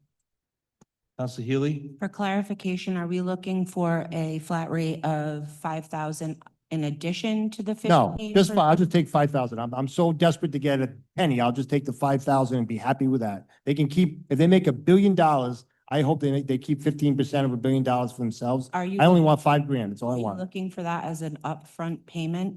Yeah, why not? I mean, this is a big company, family owned and well-renowned. Catherine said, I think if they can't come up with $5,000, I'll give you $5,000 right now to have the parking lot. I'll write a check right now. And if the town council denies me, I think I could sue for discrimination. The solicitor, could I or no? The rec board would have to approve. All right, look into that for me. I'll take $5,000. I don't want 15%. I hope they make $1 million and keep it all. All I want is $5,000 up front. Is that so unreasonable? So that's, I calculated 33,000 for the $5,000. Is It sounds like you would make a lot more than 33,000. All I can say is that the gentleman is willing to take the risk. He offered 15%. You can certainly do whatever you want and send it back to him. If he says no, he says no, no big deal. I don't know. I would assume that 5,000 is not a big number, and I would hate to undersell you. I would say 15%, minimum 5,000. I don't know why you want to sell yourself short. So myself sure. That's how confident I am that 5,000 would be the bigger number. I'll take the chance. There's a motion made and seconded by Councilor Van Dover to reduce the fee to 5,000. May I address a question to the solicitor? Please. Solicitor assistant. Could we word it in such a way where we would get 15% or failing getting, at least $5,000, then we would get $5,000? But you'd probably be looking for, and, we can work the words a little bit, but it would be probably something like $5,000 or 15% of ticket sales, whichever is greater. Yes. That's gross sales. Rather than reduce the Yeah. fee. Could we get an amended 5,000. motion to that effect? You want to remove your motion? It's more than I even asked for, but thank you. Okay. I'll amend the motion to that. And I'll second that. Amended motion to 5,000 fee or 15% of gross sales, whichever is greater. Seconded by Councilor Van Dover. All in favor? Aye. Aye. Any opposed? Amendment passes. We vote on the original motion to approve the contract made by Councilor Niemeyer, seconded by Councilor Healy. All in favor? Aye. We'll do a poll vote on this, Full please. vote, okay. Council. I'm sorry, we're making a vote on whether we're going to The approve this original contract. motion to approve the amended contract, amended agreement as amended by the council. Council, this fine evening. Vendor provide for Porta John's 5,000 minimum fee or gross sale, 15% of gross sales, whichever is greater. The solicitor will work on the terminology. Putting the address on the site, on the contract. Poll vote, Councilor Ayala? Yes. Aye. Yes. No. I'm not convinced that we are not in violation of our ordinance, so unfortunately, I have to vote no. Chair votes yes. Good luck. Thank you. Okay, it's almost at our adjournment time. New business, there are none. Communications and reports. Liaison reports, there any? I'll really quick, just give a huge shout out to the 250th Commission, which this weekend put on the drone show, and it was a great success. It was packed. People loved it. Yeah, and it's really, we should all be really proud of what the 250th Commission did this past weekend. Yeah, good job with the drone, 250th committee. Councilor Van Dover? Yeah, on that note, I was there and it was great and your speech was great, Counselor Niemeyer. I was very proud of you. I saw you bopping your head to the music. It was great. Lots of people showed up. I wish that we actually would have advertised it better. But I think we could have had a huge turnout. It was super cool to watch. And I want to give a shout out to the 250th as well, especially Seth Logan, who put all of that together. He did an amazing job. And I don't think we would have had that if it wasn't for him. So thank you all. I do just wanted to give you an update on the old Benny's property. The Rings End company has have their DEM permits all in place. They still have some things to do with the Department of Transportation respect to curb cuts. But they are confident that they will be getting those approved. They're going to be removing some curb cuts and fencing off or blocking off others. Let's see.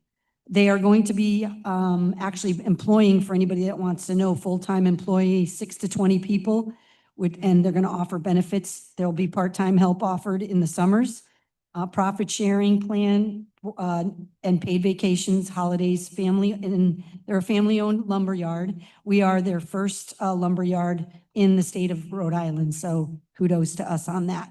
Well, I'd welcome them to the town. I think it's a great a great facelift for the old Benny's, and it's going to be nice to see it being used again. And that's all I have. Thank you. Thank you.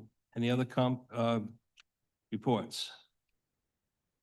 You didn't sell any food this Thursday? Giving away food, I mean, Matt? Oh, yeah. We have more meals Thursday. We'll have pasta with pasta bolognese this week. What a great service. Moving now to town council, 5/4/26. Anything in there?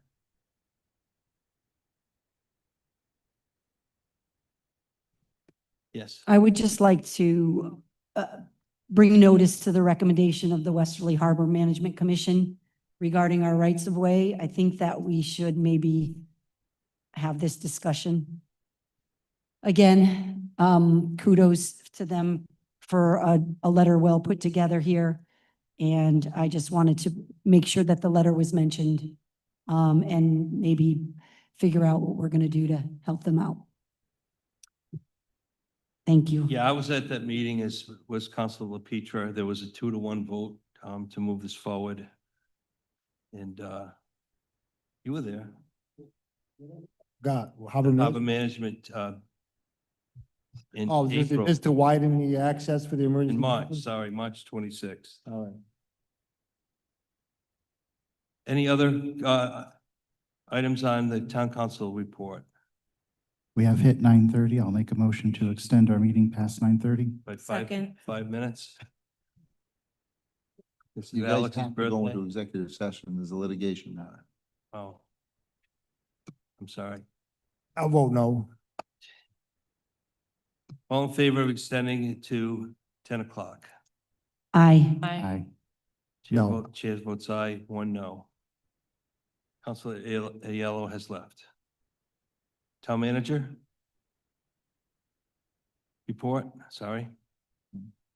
So you have three things in my report. One is a letter from the Island Hospitality Association regarding opposition of Bill H7467, which basically dictates, well, currently 5% of the hotel tax generated, Washington County being one of them, which is Westerly, goes to the city of Providence.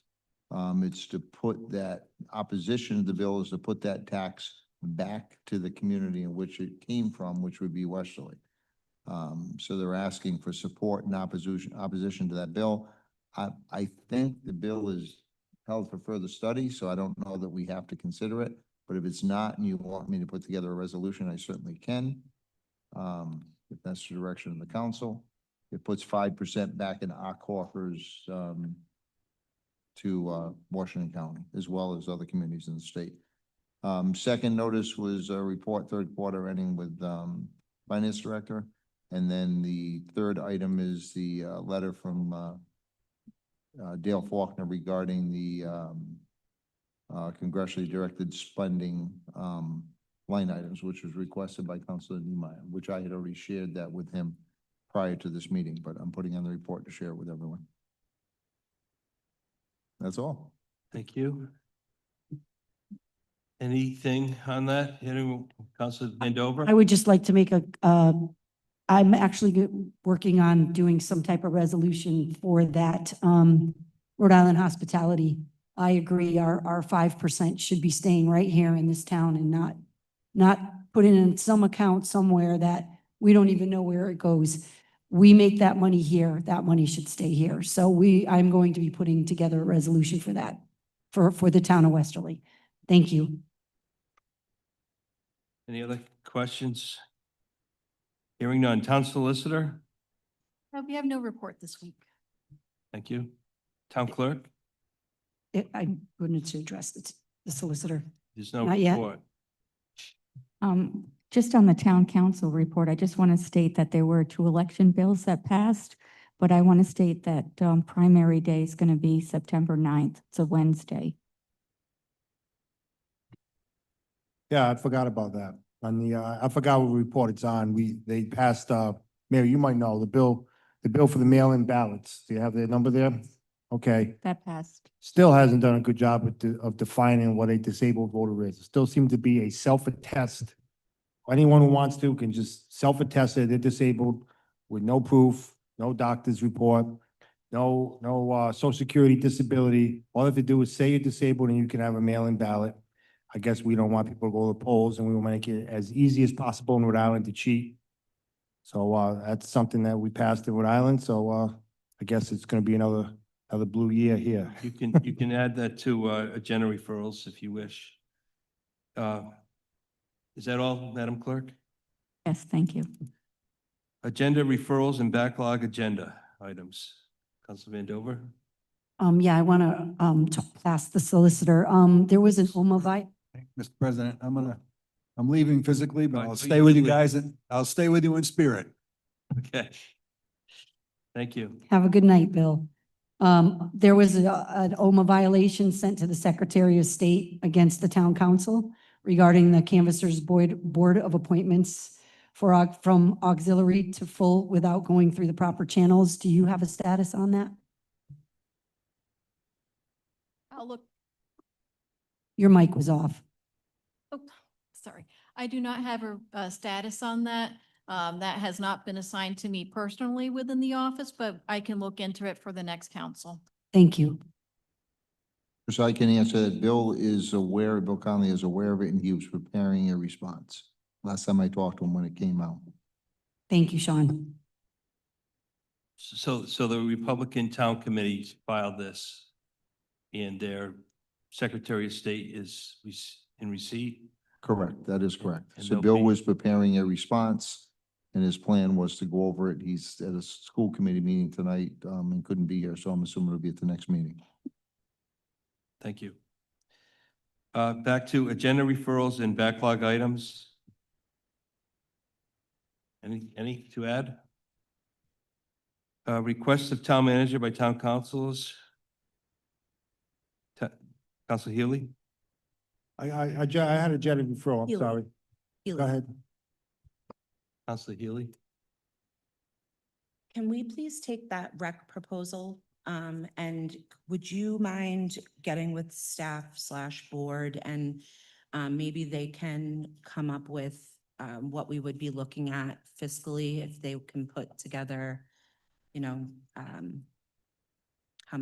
much staff they need. Just kind of give us a little bit of a budget so we know what we're looking at, especially going into next budget season. And the other request is on the data center and battery storage topic.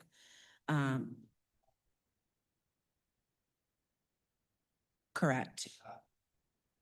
Not in Westerly at all. And if battery storage and the data centers, they're trying to maneuver their way into saying, well, it's not a data center, we're just storing batteries. No, I'm not playing this game. But the battery storage is, we don't currently, so I think like we have a solar array. Mhm. So the solar array produces electricity, stores to the battery storage, and then at times when it's needed, when the sun's down, the battery storage supplies. This particular, like I don't know if it's kilowatts or whatever Yeah. it puts out is much different Yeah. than just plain solar. So Okay. that it would be distinguishable. And then Attorney Levesque did bring up how he is working on this in Hopkinton, and that is also how I knew a little bit more about it. They are meeting right now. I just looked online. They are still live, but would you be able to kind of find out what's going on over there so we can kind of keep in line with our neighbors? And if we, Hopkinton is voting on it tonight? they are in discussion. They have Revity in front of them right now. Thank you. Any other requests of the town manager by councilors? I actually missed an agenda referral. Okay, I'd like to refer discussion about giving the Potter Hill Dam to DEM or anyone stupid enough to take it. You could ad lib however you want to write that. so agenda referral is referring the Potter Hill Dam to DEM, is that to purchase? No, I'll give it to him. To- Give it to him. That's a referral that we should discuss. Maybe we can get, maybe we can get 15% of the fish sales or something. All right, any other agenda referrals? Any other requests to the town manager? Okay, One more, I'm sorry. This is actually to piggyback off of an earlier question from Counselor Vandover. Can you also get with our fire chief and get the council some sort of number of what we can kind of base the amount of water usage for putting out an electrical vehicle fire? If they have done that already and they can kind of use that as an example? Because obviously, like I said earlier, these happen everywhere, not just in bus yards. Thank you. I will double check with him, but last time he asked, he sent me the state standards. That's, He doesn't know, Yep. there's no certain amount, there's different ways to put it out depending on so forth, but I didn't get anything. He says, I have no way of determining that, so. and that's exactly what I expect to come back. I just, if it's on the record and it's in there, then Okay. we can refer back to it. Thank you. Mr. President, may I ask of a town manager for one other thing? She racked my memory. I'd like to see if we could get the police chief in here to give us his rundown on his plan as far as what would happen if we had an EV fire over at the bus garage depot. Chief? No, not him, the fire chief. Oh, Sorry. Not that guy. I could tell you, we call the fire The department. fire, chief. Sorry, the fire chief. What's his plan if he, I would like to know if he has a plan. What happens if we do get an EV fire over in the bus? I'm going to get an answer. I can tell you what his plan is for any electrical fire in any roadway in town. I've discussed, but I'll ask again. That's the answer I got we asked that already, but I'll ask it again. I believe it's over 20,000 gallons of water to put out an EV fire. So I did look up that research. But I just want to know if they have a protocol a plan for if this does in fact happen. so that's actually 20 minutes of fire flow. That's not exorbitant. Hmm? 1,000 gallons a minute. 20-minute fire. It's supposed to be a 2-hour duration, not 20-minute duration. I think that's the minimum. Yeah, so it's not a big number. If that is the number. Well, the question was asked, so I'm just answering it. Yeah, that's fine. But my concern is what happens with the water that goes in the river. Thank you. I have one, the public safety on the beaches, if you could bring the council up to date on that, either the harbor management concern. Oh, as far as that memo? Yeah, Again, this is another thing that seems to turn political. I think the rights of ways are completely clear and opened up and substantial for all public safety vehicles, according to the fire departments and the police department. I do not think there's any need to open anything up wider. We have right of ways that are wide enough for emergency vehicles to get down in the event they are needed. So I don't know what, I mean, I think we addressed this all originally with the fire departments and the public safety side, the police side. And there is substantial, because I know the one that came to was an Annick Avenue right away. That we have now sent to CRMC. We have Manituck, which is right down the road, and we have Everett Avenue, which is right down the road. And we have Bluff Avenue, which is on the other end by Lighthouse Road. And then from there, you go down to Atlantic Avenue, there's access. And then when you get to Atlantic, the only way to access the beach is through the state beach access points or the town beach access points. And then from there, you're going down to the seaside end. But to get a UTV out on them, onto the beach, any of the right-of-way paths are wide enough. very good. That concludes town manager requests. Request of the town manager by councilors, request of the town solicitor by councilors. Is there anything that I missed? Very good. Moving now to item 10, citizens' comments. This portion of citizens' comments allows for 5 minutes for anyone to speak on any subject? We have one person that would like to speak. Please come forward.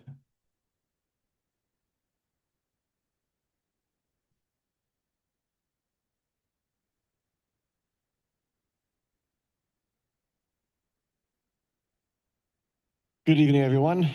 My name is Morris Devine. I live here in Westerly. Just a few things. One, I'd like to recognize the town clerk. She does an incredible job keeping track of everything. Motions this, amended motions that, da, da, da, da. My copy of Robert's Rules is smoking in the back room. I'm trying to keep up with it. She does a phenomenal job, so thank you very much. Regarding, back to item 3, the project and the report is extensive, 52 pages, drawings, maps, the body of the report, the appendices. If, when you read through it, if there's something that you don't understand, Jean Gagné and I would be very, very happy to help answer any questions, or if you want to do a little workshop on it or whatever else. Questions regarding any kind of a focused agenda. We have EVs all over the place. Those are transit in traffic. What this concern is about the concentration of a recognized, known, and predictable hazard in bulk in a facility that we own and administer, oversee, and maintain. That's the concern, not when they're all out hither and yon or mixing it up in traffic with other EVs. When they come home to roost at the end of the day, they get maintained, charges get turned down or whatever else, everybody goes home. Categorically, that's when things happen. So that's the kind of concern that's driving it there. It's no other agenda item other than, if that happens, protect the water. To that end, how much water does it take? NFPA and a couple of other union fire organizations throughout the world have some videos as to the different approaches and the different extinguishment times it takes. One of them involves a 30-yard dumpster full of water that over 3.5 days has to be refilled multiple times until that battery is actually dead and the fire is out. So depending on the size of the vehicle and the quality of the battery, low bidder contract providers or whatever else, especially to the government, those are lower grade batteries. They have a higher, significantly higher instance of self-ignition. The higher grade batteries have a much lower one. So at that point, when you're spending your money, choose wisely. So at that point, that's enough on that. Regarding 7B, I think it's a great thing to have the amusements. Councilor Niemeyer actually spoke very, very nicely about it. I remember growing up as a kid, going down to the casino. There were rides, there were all kinds of other things for young people, younger people with children. These are the kinds of people I would think we would want to attract more of to our community. And it's been missing for some time. So thank you very much. And, move it forward. Maybe even try it as an interim for whatever time we have left in the summer. And I think that that would work. Sadly, I am without any, in my over 40 years experience in human interaction and discourse, any memory of so much effort expended to destroy a good idea. Some comments and demeanors exhibited this evening were deplorable. Some of the comments were nothing more than sophomoric at best. I think the people of Westerly expect better from our public officials. So let's clean up our act and act a little bit more like a team instead of some of the commentary and whatnot that we saw tonight. It's a lot to do, I get it. And there's emotions and charged environment and whatever. But let's do a little better to do what's best for the town of Westerly. Thank you very much for all of your hard work.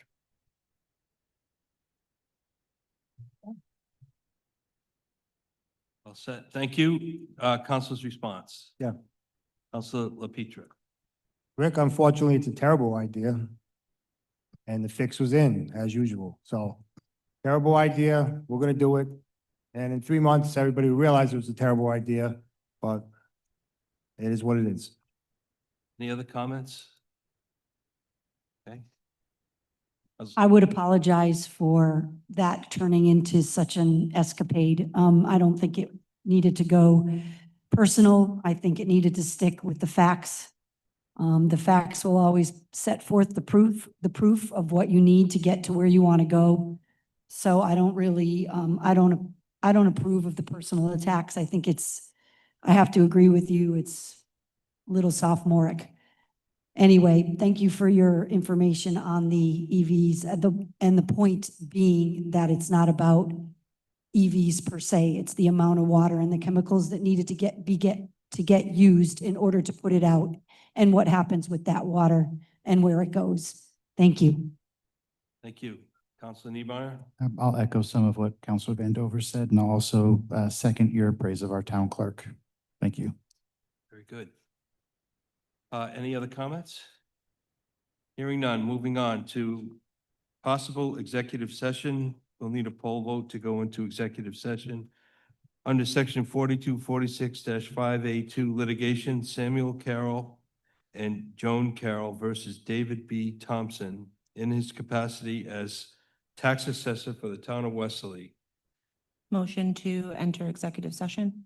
Second. Motion made and seconded by Councilor Shalaba. Poll vote. No. Petra? Yes. Yes. Yes. Chair votes yes, 4-1. We're in executive session.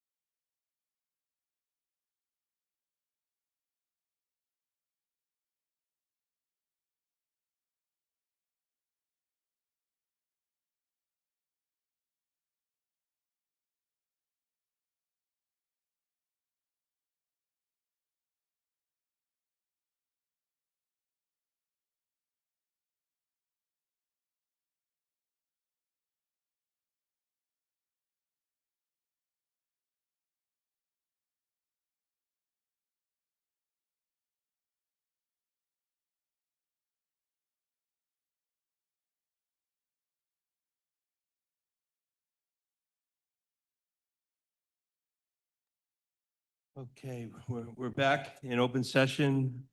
The council made a vote of 4-1 on the litigation of Samuel Carroll and Joan Carroll versus David B. Thompson. The council voted to close the meeting and seal the minutes. Do I have that motion? Motion to adjourn, seal the minutes from executive session and adjourn. I'll second that. Motion made second, all in favor. Aye. Aye. Thank you. We are now. Me too. Just